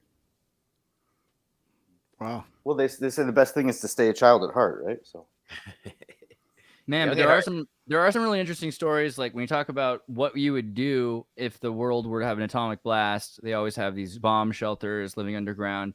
You know, the idea that Neanderthals had a volcano that went off and they had to go into caves and live in, like, there might be a period of 100 years where there's a disaster and humans are moving into caves to try to survive this natural disaster. And a lot can change in a year, let alone 100 years, right? We look at Iceland.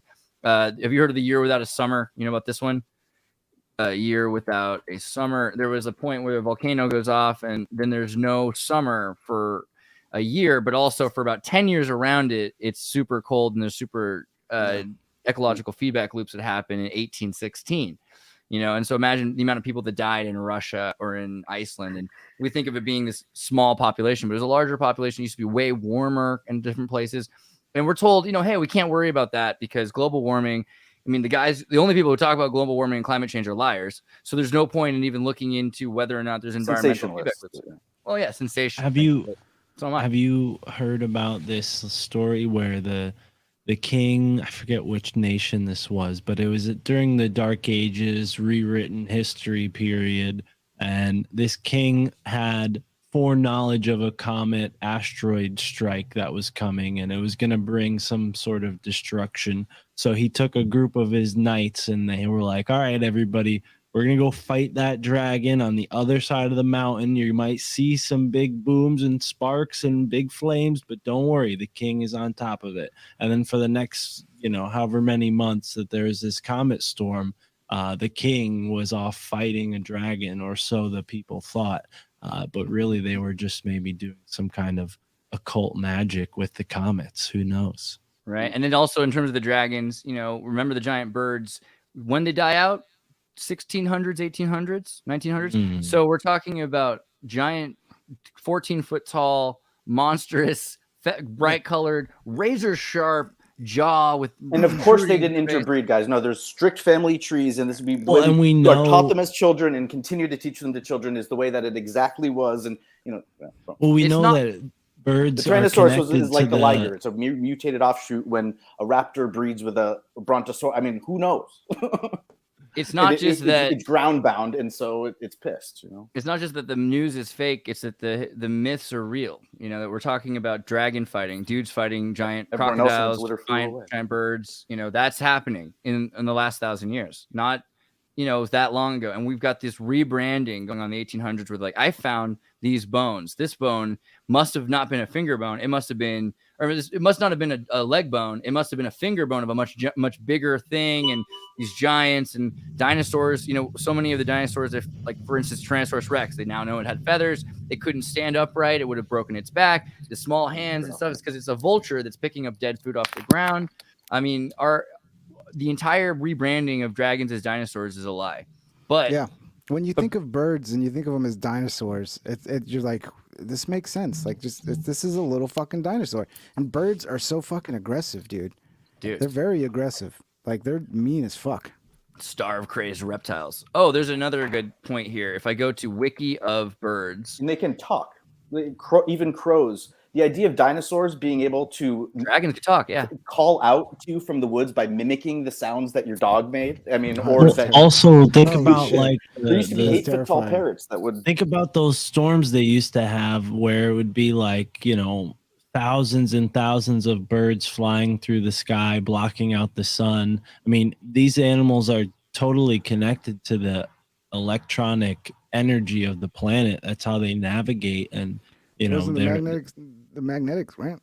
The shoe bill. They have like their own little compass built in. Well, human beings have this too. We all, as living organisms, I'm pretty sure most have magnetite in their brain, which helps us sort of geolocate and biolocate. But Let's go to the Wikipedia where it says birds are feathered theropod dinosaurs and constitute the only known living dinosaurs. In other words, it's not us saying this. This is just what mainstream normies are taught. It's true. And crocodiles too.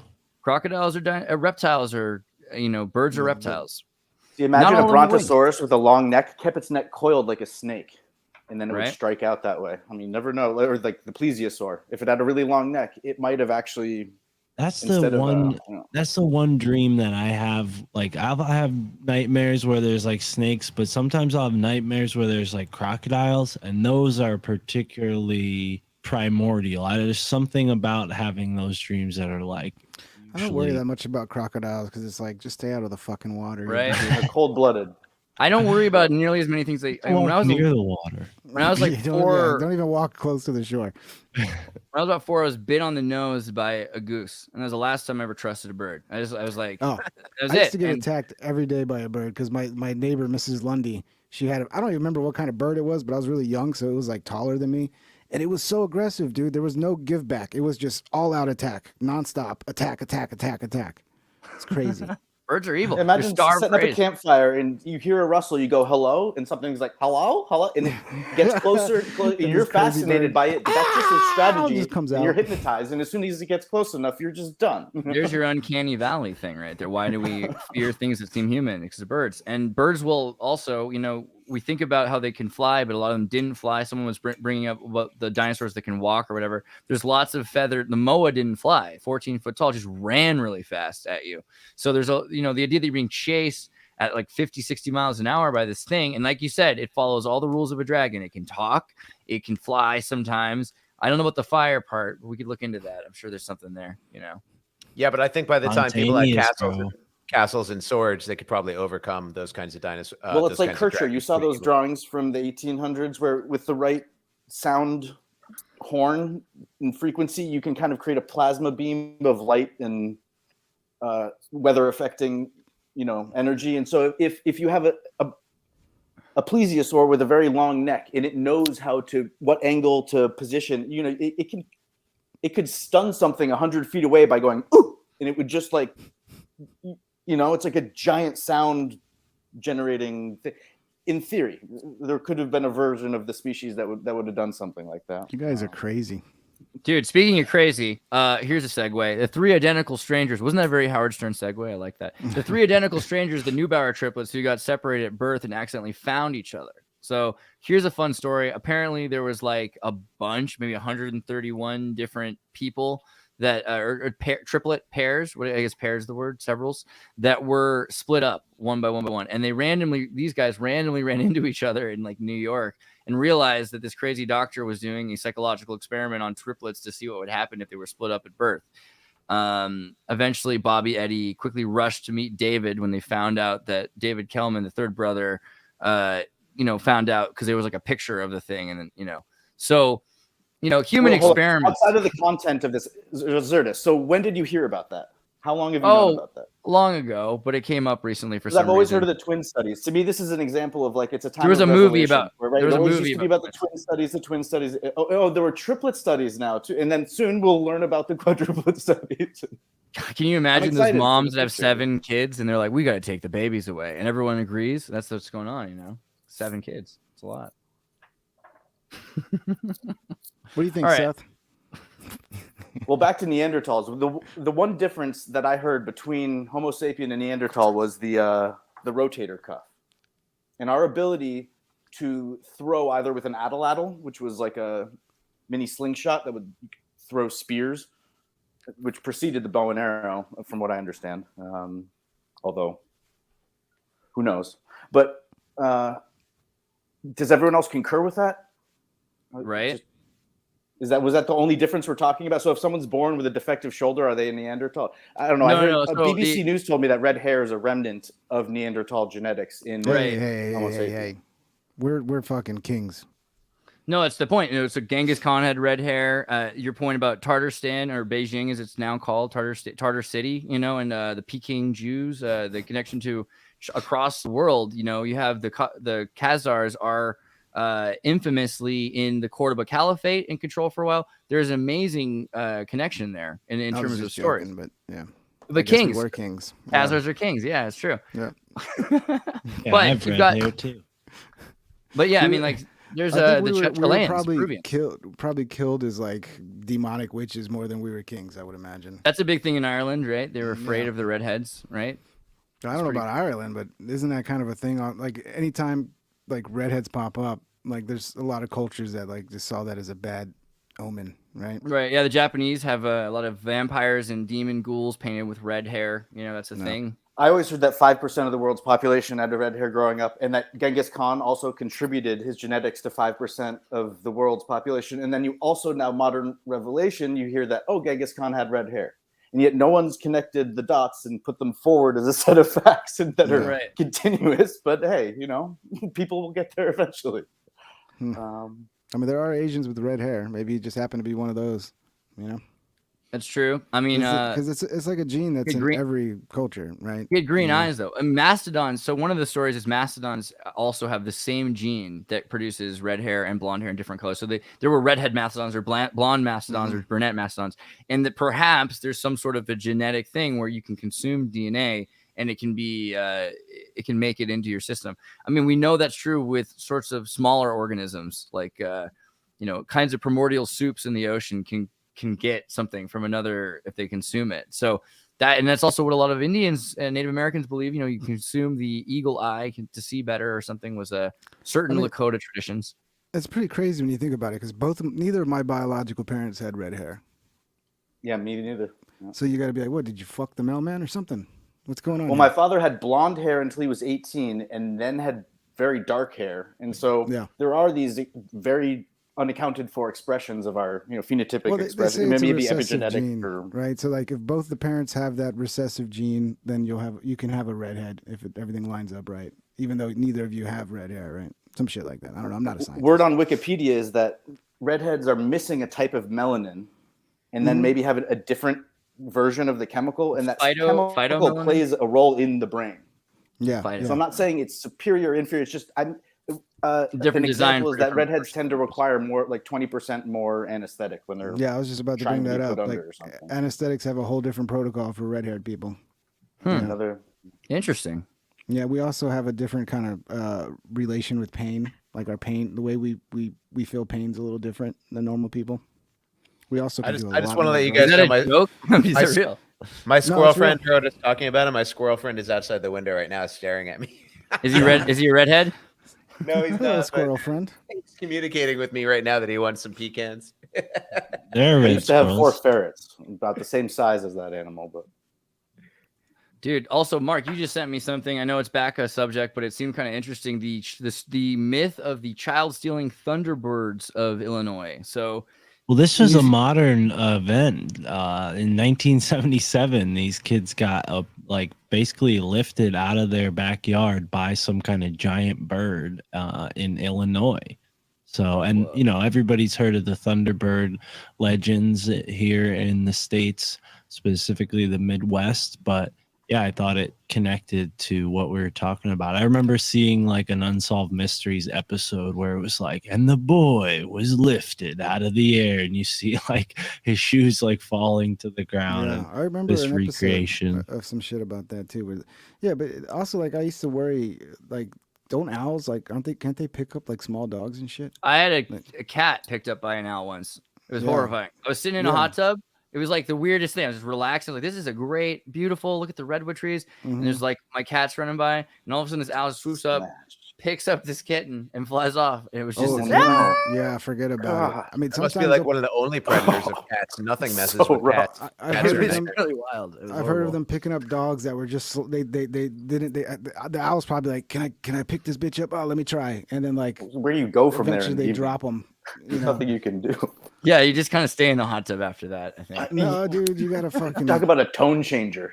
Oh, you gotta get the rifle out. Everything's mortal. You ever see the study where if the cat could scratch the owl and drop, it might live? Because there was a study that showed that cats can fall from like a 40-story building and live. There's actually once a cat starts falling for long enough, its body goes into like this limp state where it can like survive almost any fall. But if it's like a 20-story fall, it'll kill it because it'll still be focusing on tensing up and landing. But there's a certain height from which a cat falls where it can survive like falling out of an airplane. They fucking lift they parachute like those parachute squirrel things. They really can. They can slow down their fall.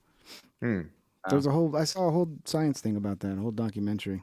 But you're a pretty fucked up individual if you just sat there in the hot tub while that owl took that little kitten, because it's not over until it's over, dude.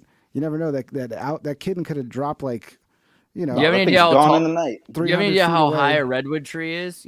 Like literally, redwood trees are like 270 feet. You where gave I'm at. up on a baby. The biggest one is 375 feet. It's like I got dive bombed by an owl on the highway. At least that's the only, unless someone threw a snowball in the middle of summer. Did it hit your window? My mom had that happen side too. of my, it was just so stupid. I don't know. Owls, man, I didn't even really think about it, but owls are nuts. Like, so I remember one time my mom's driving, she's chilling, and all of a sudden an owl hits the front window of her car, and it just gets stuck in the window, like it's like trying to wash the window, and it's like screaming, but I can't hear it. I'm thinking it's screaming. I'm actually hearing my mom, and she's making bird sounds like like these weird kind of shrieking. And they can turn their head 360. That's the most disturbing part. They'll just turn around completely and look at you. Owls are full exorcists and the Bohemian Grove. That's right. We can't avoid that, right? Yeah, it's terrifying. Good old Moloch. You've seen, of course, you've seen the Bohemian Grove Owl, everybody, but have you seen Bohemian DC Congress? I think is the picture. I have to look up the map of the Congress building. No. Hold on. There we go. This is the Washington D.C. Capitol Hill. There's the U.S. Capitol building, and here's the outline of the garden path in the shape of a giant owl, which is pretty sweet. Yeah, I'm always a little sketchy with these things, because why are you just picking out this line but not picking out that line to highlight? It's like, cool. Let's go bigger. You're right. No, you're right. Let's go bigger. You want us to be bigger? We'll go bigger. That's fine. What line? Which lines What line other than the path? From scratch. That's the sidewalk path. I mean, why would you pick any other line? That's what they're. We can't seem to help ourselves. Come on, not you know only what do I'm we create a saying. functional city with Zernis, go to the one with the park. Look at that. Look at that. You look at the sidewalks without the trees, and that's exactly the shape they're making. We're not making I could go into any field and draw funny pictures. Looks like if you turn it upside down, upside down, but that bunny rabbit looks more like Moloch to me than the owl. It's because it's a remnant of our cargo culture past. So, there's certain islands that it's we not get the supplies remnants shops, of no and then they would cargo build culture. effigies to it. So it's Freemasons. It's Freemasons then there's the year building without a summer. divine geometric structure to embody a If you're in the certain middle of quality North on the Dakota, city. it's, hey, what about me? Cargo cult If you had comes a from phone, the you would each phone home 1940s was after building a World giant War petrol II. plant. There's no cargo cult, nothing with this. This is Wait, type what of. are you guys talking about? This is Masonic cult. city I'll say science. it for Mark. So what is a cargo cult? Because I think Pink Trip here is also wondering. What Cargo that is, right? cults Oh, are Pacific Island tribes that formed a religion based around lost goods from Europeans who came there. So the gods must be crazy with the Coca-Cola can. That's Right. That's what So they build They built a satellite dish and a plane out of. But that's in not- a that's war, not why they lay out- that's in not a why war Washington- that was planned by people in Washington D.C. after it was already built. No, So I'm we're- agreeing with you there, Vision Pink Trip. That we're not seeing people who don't understand the meaning of an owl or the meaning of a star build world capitals. Like cargo cults don't build world capitals. They pretty much just fizzle out. So. Oh, they're these trying to build a Freemasonic landing pad. groups do. Yeah, that's exciting. Freemasons or from what I understand, in the whoever. in the hinterlands of Russia, there were whole villages and generations of people that hadn't even heard that World War II happened. But when they were encountered in the 80s, they were going, "What are you talking about?" Ever since World War I, we've been hiding from the rest of the world because y'all are freaking crazy. You're not taking all of our able-bodied men, and it's like I'm going to take any canceling map. your news feed and So highlight the road so I can create a cock and balls, and I'll do it on any map. Dude, please do and tag me in the video. Illuminati.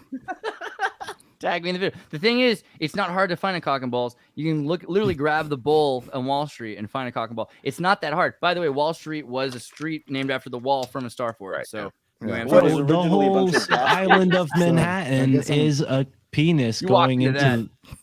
I had it coming. Have you seen in S.K. Bain's book where he shows that 9/11 happened on a metaphysical penis because the island of Manhattan is shaped like a penis, and the Hudson River and the water between Long Island Sound and the ocean and Jersey, that is the womb. So, I mean, yeah, you could find these symbols where you look for them because, I How about mean, the Sweden is shaped LPD? like a giant dong. You guys know about the LPD, right? You guys seen this boat with the twin towers on it? This boat is made from at least 20% of the ore that they got from September 11th from the World Trade Center. Wow. Yeah. So Andreas, you know about this degaussing. Like if you have a metal boat like that, you can't just drive it off the port. There's a whole bunch of kind of electrical discharges that have to happen so that when you arrive at the other port, there's not some massive conflagration, or you're halfway there, your boat just is sideways in the water because of some strange magnetic effect. Yeah. Ferrofluid hydraulic systems to keep the thing afloat. They're all electronic, right? And then you were talking about those snails that have metal on the outside of their Oh, right. shell Volcanic because- snails, dude. Hold on. So I think in ancient times, it was, who's putting mines in the water? It's like, no, you're driving a metal boat and creating a static discharge, and all the metal, these coprolites from the bottom of the ocean, start zooming towards you at a certain point, and then they impact you. And then Ping you Trip, sink. have you seen this? Do you know what a volcanic snail is? This snail lives in lava. Have you seen these Yeah. things? And it's Yeah, got I think metal as its shell. Yeah. Yeah. I mean, They so- live in the I think I lava. saw- I've seen the little shrimp that live on volcanic vents. I've never heard of something that actually lives in the lava, like it's heat resistant to that extent. 750 degrees Fahrenheit.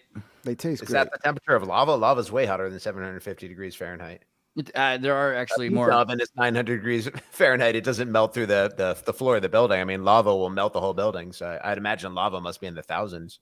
I think lava is a really it's weird. I want to get Brittany on here to talk about this, but she's a volcanologist, and she will tell you lava is such a conflated concept because there's even liquid like water that's considered lava in certain circumstances, and steams and dirts. Yeah, there's all kinds of exhaust from volcanoes because it can be chemical, even it can be radioactive. It's all kinds of different levels. But there's an extreme heat, and then there's also a cooler heat, and I think that you can have flowing metals at lower temperatures. I think aluminum, for instance, if you aluminum and carbon, then the carbon will burn off, and then the aluminum flows at a lower temperature. But yeah, they can live in, suffice to say, underground near volcanoes or in volcanoes at about 750 so far that they've seen. What about Assange? How about that? So CIA Free whistleblower. Assange. So that was today's thing. CIA whistleblower reflects on the persecution of Julian Assange.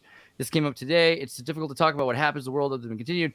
Trump did nothing to get him out, which, that's going to be the thing I'm going to say about that. But he's still in jail. And they're talking about extraditing. It's still going on. It might, if he gets extradited, happen under a Biden administration. Are we terrified? Is it worse that he's in the Queen of England's hands? What's going on with Assange? What do you guys think? What's interesting about it is we talked before about how quickly history gets lost and altered and how people can forget, major threads so quickly. There's a whole generation of truthers or conspiracy theorists right now who are basically like QAnon people or like MAGA moms that think it's a massive victory that Julian Assange is going to be potentially extradited to the United States, even though for him, that's his worst fear. That's like a death sentence to him. He's like, as soon as I'm on shore, I'm dead. You know what I mean? And there's a whole, probably the majority of the modern conspiracy theory truther movement think this is like a huge victory and like the white hats are in control. Yeah, well, and they're morons, finally dude. Assange gets to come home. I'm like, he has no home. He's a man without a country, so I'm on his side unless he's a fictitious character. If the facts about him are accurate, like, I'm on anyone's side. In like the good that. old days, we would have just sent him to Epstein's Island, and he would have been able to like live out the rest of his life in pleasure and luxury, and no one would have known it any better. But You got to understand the not milk reality is still out there. how dangerous Assange is to these people. He's very dangerous. He might Okay, feel good. safer in Why is he dangerous? living What has he under got? lock and key. What has he You got? guys Sitting remember here? Seth Rich? Does that ring a Right. bell? Oh, yeah. Why I don't drive an electric car? Yeah. You remember the Clinton emails? A lot. There's basically, Assange's If- statement on if Seth the- if Rich the is right- crazy. yeah. If the right people were to get Assange and say have him work with them, he could take down a lot of people in the Democratic Party. Because to me, they've, Any party. Seth Rich is. It's just no doubt to me what happened there, and I don't know if we can say it without, because apparently We you can can't say say Seth that. Rich is dead. He was suicided. I know. Wait, so Ping Trip, I really respect I your mean, comedic. because what- that was that was a hot take. I came up with that on the fly. He asked about Assange, and I somehow tied it to. I mean, Yeah, comedic yeah, value, yeah. scandalous I mean, value. No. Okay. Yeah, I mean, Anything means a lot from you. there's just no doubt to me that Seth Rich was the DNC whistleblower that provided the DNC leaks to Assange, and Assange said it without saying it, and you can say, oh well, he didn't actually say it. It's like if you got to be brain dead to not understand what he was saying there, and it's basically Seth Rich was murdered because he was the dude behind the DNC leaks. So Yeah, and Yeah. there's people in the Gotta chat. ban this guy. Somebody ban that person here is doing this. Oh yeah. There was someone in the chat, a couple of people saying that Assange isn't dangerous. LOL. Well, I mean, to underlings, you know, like if we're assuming that the Clintons are kind of like Renfield underlings, he's super dangerous to them. I don't know if he's dangerous to like the world power structure, but you don't hire MS-13. You don't interact with MS-13 at all if you don't have to. So you don't hire them to kill a guy and then have someone else kill those MS-13. I mean, the whole process of getting rid of Seth Rich is totally incredible, you know. So obviously he's a threat to someone who's high up enough to pull off that maneuver. Once you know Seth Rich is the guy that provided the DNC leaks, how can you not investigate that as a? I mean, it's just unbelievable what they get away with, dude. I don't know. What do you guys think about the extreme elements of the whole story of what's in the WikiLeaks? Like, do you guys believe like Epstein Island is just people who like to get massages with a happy ending for 15-year-olds, or is it people who are literally cooking babies in ovens and eating them? Like, what do you think about the extreme elements of It's a deep what we're state told? blackmail operation? I don't think it really needs to be. Here's the thing: we're so desensitized that in order for it to hit as hard, because normal people, you tell them that 15-year-old girls are being trafficked and raped. Yeah, by no, people. I see where That's you're a going, lot. Exertus. But what about the NYPD detectives who killed themselves that were the ones on the Wiener laptop case? Like 4 of them committed suicide. I mean, whether they were whacked or they felt really that they wanted to kill themselves based on what they're investigating. Like, their psychic driving is real now, right? So there's like a lot of details that point towards crazy if they want to. Child pornography NFTs are like the most diabolical thing because what is that? Well, the idea of an NFT that's a cryptocurrency that could have data, money, whatever, but it's in a form that's illegal for anyone to possess. So the only people that can own it are those who are licensed to get away with that.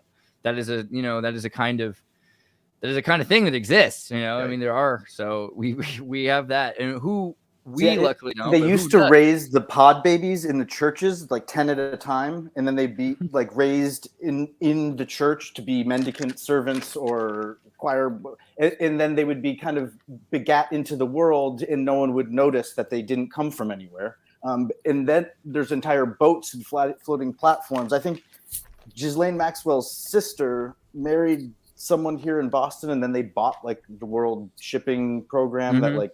Her old thing with Terra Mars in order to take over. But so you have these floating flip of very healthy young people, and they're all in like quarantine isolation from each other. And if they ever leave this area and go somewhere else and meet someone and have a date with them and come back, it looks for all intents and purposes like sex trafficking. And at the same time, there's no way from the outside, if you're an investigator and you look out for people that could be vulnerable or exploit, there's no way to know if she's just being told to keep quiet.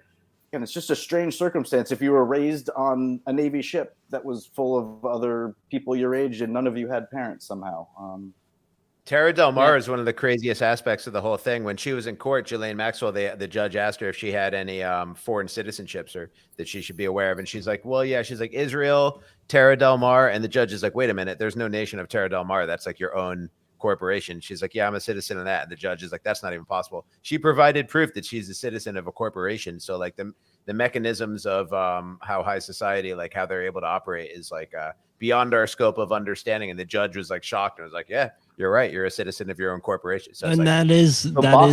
Botolph's son. Botolph that is a part of sovereign citizenship, being like your own corporation. I mean, that's the whole idea. Of the social security number. It's the opposite of a corporation. A corporation is a dead entity, all capital letters. A living being of a living birth is capital first. My point is that these sort of loopholes can be pulled off. What seem like loopholes to the average person who's been raised in the system. I was just in Lancaster County, and in Amish country, they're exempt. They don't have social security numbers when they're born, and they're not a part of. I mean, they're essentially a part of their own community with their own laws, and are exempt from, like, whatever you would consider unsovereign So like you're saying basically admiralty law is like a choice, but do you believe Right. that the law of the land, but predating admiralty law, we have what's called natural law or the law of the land or sovereign law? Like, do you believe that that's absolute too, or?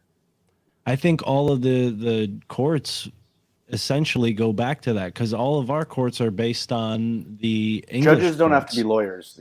The courts can be a real crapshoot depending on when in time and where in space you are, man. Yeah, it's look what its own Alex Jones is going system. through. It's extra national. It's not, beholden to, I mean, within the United States, there's the Constitution. There was of something course, called but- the stubborn child laws, and if you were deemed incorrigible, it was all the way up until the 1971 is when it came off the books in Massachusetts, and it had been there since the 1600s. You could kill. It was called filicide. If your child was disobedient and you didn't have some place to send them, then that's the culture we come from, apparently, or that I'm living in the remnants of. Or as Bo Burnham said, They're trying to take sovereignty away from everybody, even the Amish. The Amish haven't had to pay income taxes because they've been completely exempt from the system and the social services for generations, centuries. Now the Amish man's have been arrested, his gun seized, feds raise Amish man's farm for selling meat. Doctor treats Amish raided by FBI. So it seems like sovereignty is not on the menu for the future, and they're taking it away from those who had it in the past. I mean, what do you think about the John Trump time travel Assange kind of thing? So for those who've seen the picture, here's John Trump, Donald Trump's uncle, and here is Julian Assange. I love the idea that he can't go anywhere and he has to be trapped in a room because he's time traveling and doesn't want to mess with the timeline. Discuss. I actually read the books. The what's the guy's name? What's the name of the author who wrote The Last President and Ingersoll Lockwood. Ingersoll Lockwood. Thanks. Yeah, I actually read both of those books, and I didn't think I think kind of like the short story you get makes it sound like it's a lot more on the nose than it really is. But the stuff with John Trump is super interesting, and Trump's even referenced him as his genius uncle in a couple of speeches. He was sent to go through Tesla's belongings and had like first glance at all the blueprints and stuff like that before everything got archived away. So, but Tesla himself, when it came to time travel, said that it's not possible because we exist in the past, the present, and the future, and you can tune your mind to be aware of all of them at once, but there is no actual moving between. That was at least what Tesla said. So there wasn't any technology, unless he was lying in that letter, that he had developed that John Trump would have found. And I didn't think the Barron Trump book was like a real strong. It's definitely like a crazy coincidence that there's an Uncle Don in the book and his name is Barron Trump, and it looks kind of like that the tower that Donald Trump bought was the same exact address in the book where there was a protest outside that never. That's pretty good. Little things like that. Did they give the exact address, or was it just Fifth Avenue? It is. It was on Fifth Avenue. They say, yeah. They just said Fifth Avenue, though. I don't think they gave a street address, did they? Biff he owns like Fifth Avenue. Back to the Future. That's what I mean. The shorthand Trumpian explanation of it makes it sound like it rhymes more than it did. If you actually read the book, there's like a lot of stuff in there, and there's like socialist riots and stuff, but it's not like the first time that ever happened under Donald Trump. So my point is basically, if you actually take the time to read the books, it doesn't really go as far as like the explanation that really makes it sound like it's a. Friedman's previous guest looked like Nikola Tesla a whole lot. He was a very aged gentleman. But some people go to their plastic surgeon and say, make me look like a younger version of myself. And some people, because of accidents or whatever, reconstructive surgery, or, there's fillers that come and go. And so you can look very different to different people if you meet them. And so Julian up there in Switzerland, they're very good with those sharp knives. And it just is him. And we can't accept that people live that long. And at some point you reach a steady state, and some people, it's just do it to themselves because they do it to their spouse, and that's what like part of trust is. It's just a few cuts and stitches. It's a whole other episode behind the hairline. You should do one. What's going on, Ablas? Well, he was asking about the visual. No, but what did you say? You're saying that people are just doing plastic surgery at home. Their wife's like, "Hey, my nose is a little too long. Can you chop?" You can buy that stuff on Amazon. It's amazing. Nobody that I know in particular. Yeah. I think there's people with certain like faces. If you there's a lot of cultures that believe that like there's a certain group of like original people, like original characters of like the human race. And that basically through mixing, we get variations of that. Like I don't look specifically like any famous actor or anything. How old would John Trump be?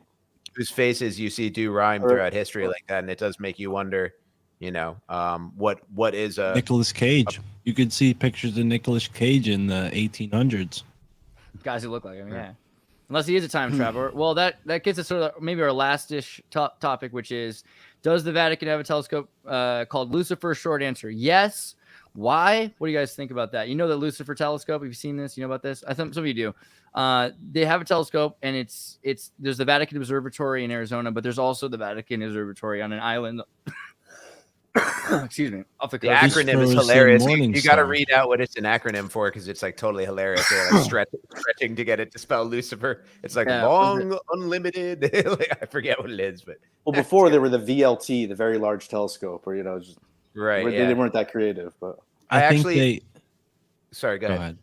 I was gonna say I think they do that because it's the morning star, Lucifer, Venus. I mean, it might be their most eastern telescope that they have. They probably have one in the United States as well, but I don't know. Yeah. I think they definitely went out of their way to name it Lucifer. Like, it's not an anagram. The fact that they presented it as an anagram is like a total lie that like draws more attention to the name. You know what I mean? If they were just like, we're naming it Lucifer, you know what I mean? Because that's a name that's in the Bible.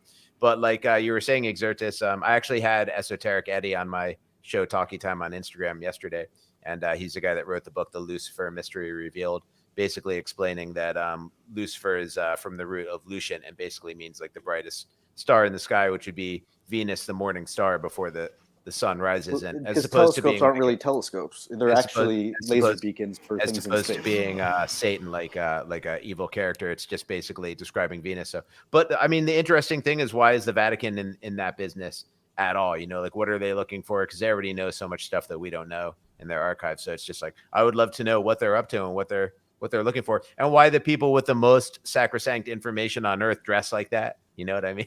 Like, if you have all the information in the world and that's the way you dress, I'm like, shoot, am I really doing it wrong in a Hawaiian shirt? I need to get some like white and gold robes and a huge hat, something I don't.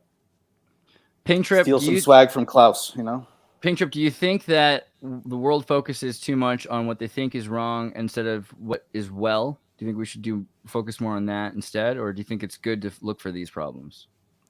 Yeah, it's good to look for problems, but it's more productive to have solutions than to constantly point out problems without any solution to the problem.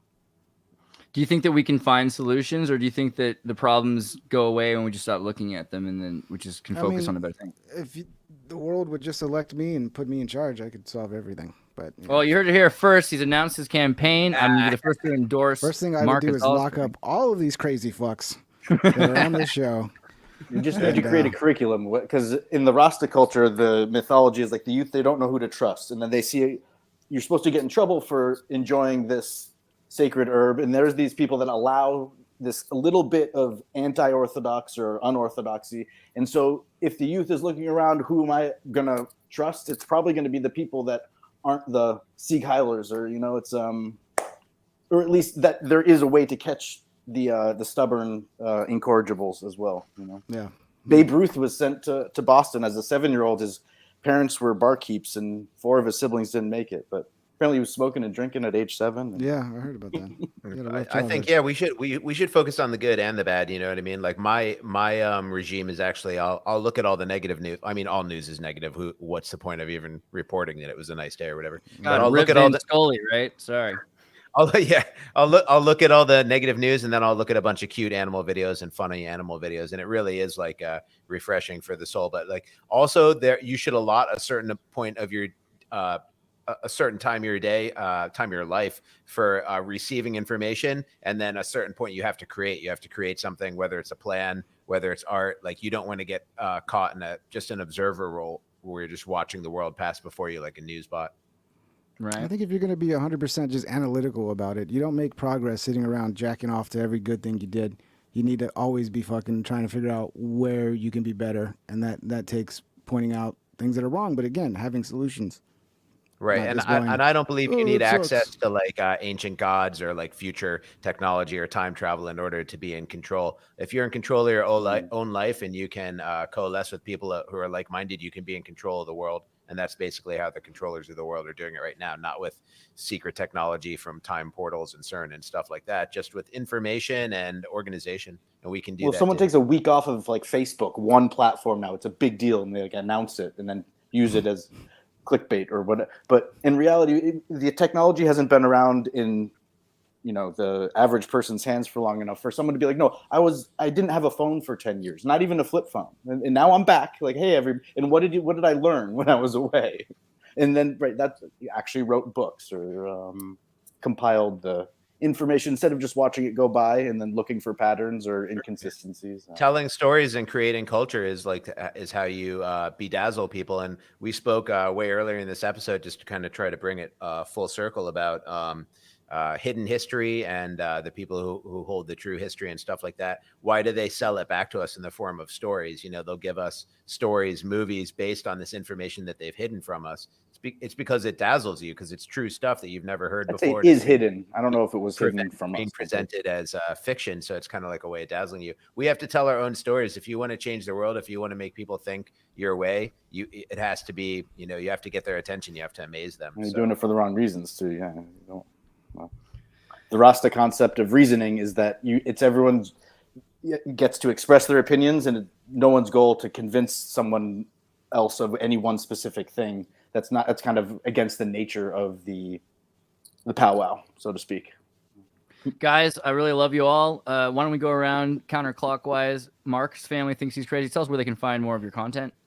Yeah, thanks for having me, brother. I'm always happy to be here on Wednesday Ultra. If you want more, My Family Thinks I'm Crazy, go to myfamilythinksimcrazy.com. That's the best place to see everything. Or if you like YouTube, I'm on YouTube, Rockfin. We got all the podcast apps. So yeah, check us out.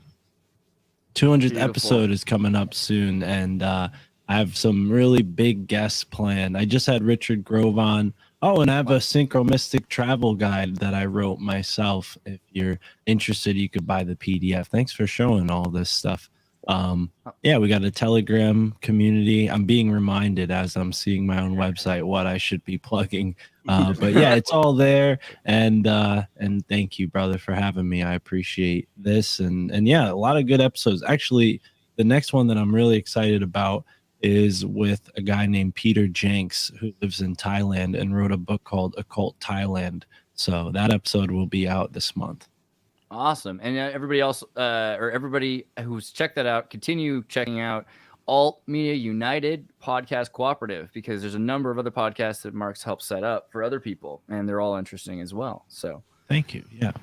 I drop bits. Stefan, tell us a bit more about I'm coming at this from the being a YouTube head and diving deep into the Tartaria sphere, and just happy to be part of the conversation for a bit. I do have a yoga music video with glow paint and all this stuff to kind of share with the world. And before I put it out in English, I kind of maybe want to translate it into a few different languages and maybe film it a couple more times. But I'm going to be looking to reach out through YouTube and other means to begin to connect with people to make businesses.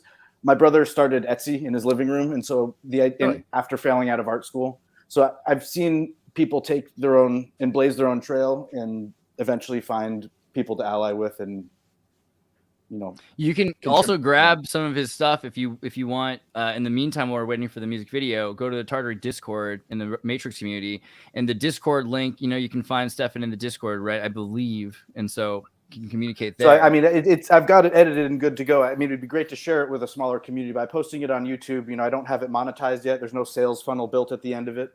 So I'm just hoping to, instead of just, and I don't think Post Malone sat on the White Iverson song for a couple years before he dropped it. So, right. Seth, tell us more about VBDC and Talkie Time and everything else. I'm VBDC. I'm a man with long wavy hair. I'm sitting at the desk and wearing a Hawaiian shirt. No, I'm just kidding. I make reggae music. I think I'm the only overtly based reggae artist who's popular or whatever. But you can find my music on all the platforms. Just search for Venice Beach Dub Club. And I've got a linktree/VBDC. You can find all my music videos are on YouTube. All my music is all over the place. My last album was #1. My last single is #1. I got a new song coming on August 19th called Hard Roots. hopefully that's going to be a number 1 too, with all y'all help. And it's family friendly, no cursing, good messages, all that stuff. And then also I do a daily talk show on Instagram called Talkie Time, approaching 1,000 episodes of that, and that's at 6:30 California time every day except Wednesday, because I go ultra on Wednesdays. Right. Yeah. And that's it. Beautiful. And then I get the wrong BBDC, but Venice Beach Dub Club on Instagram. And then Mark Gonzalez, Ping Trip. Tell us a bit about where they can find your next video and what's it going to be about. I'm kind of curious. I think it's going to be Shane Gillis getting bullied again, but you can't hold me to that because it could change. I won't. There's I love can't Shane wait till Gillis. What? Yeah, well, yeah, I like to edit him being bullied by everybody on those. Oh. I got to go watch this, man. I'm not sure. I've seen some stuff you- like edited like that. Are you the guy that did the video where it's like Ben Shapiro and Sam Harris having conversation about all the conversations that need to be had? Is that one of yours? No, I think that was Owen. Didn't Owen Benjamin make that one? I'm not sure. Yeah, we're having conversations. gotta go I check think this Owen stuff out. Benjamin made that one, or somebody in the Owen Benjamin sphere. Oh, okay, made okay, that. okay. But yeah, you can find all my The stuff. stuff on Pink Trip YouTube does at is usually Pink a little more edgelordy than just Yeah, okay, ironic. okay. Trip. Hey, It- no. I don't know It's what the hell. perfect. I love it. So yeah, go to Pink Trip, check out Pink Trip's work. I'll definitely try to. I'm going to force you to come back, but we'll probably get you to do something that you love. And then also, Stefan, we're going to do some more Tartary stuff. I'll start setting up some Tartary Thursday things as well. Mark, Seth, Mark, double Mark, Marky Mark, and then Stefan. Thank you so much for being here. I love you all so Yeah, much. thanks. And then everyone, make sure you join us in the Just stare at the Discord. screen for the outro. Get really close. You know Get what's going to hypnotized. happen, right? It's almost here. Love you all.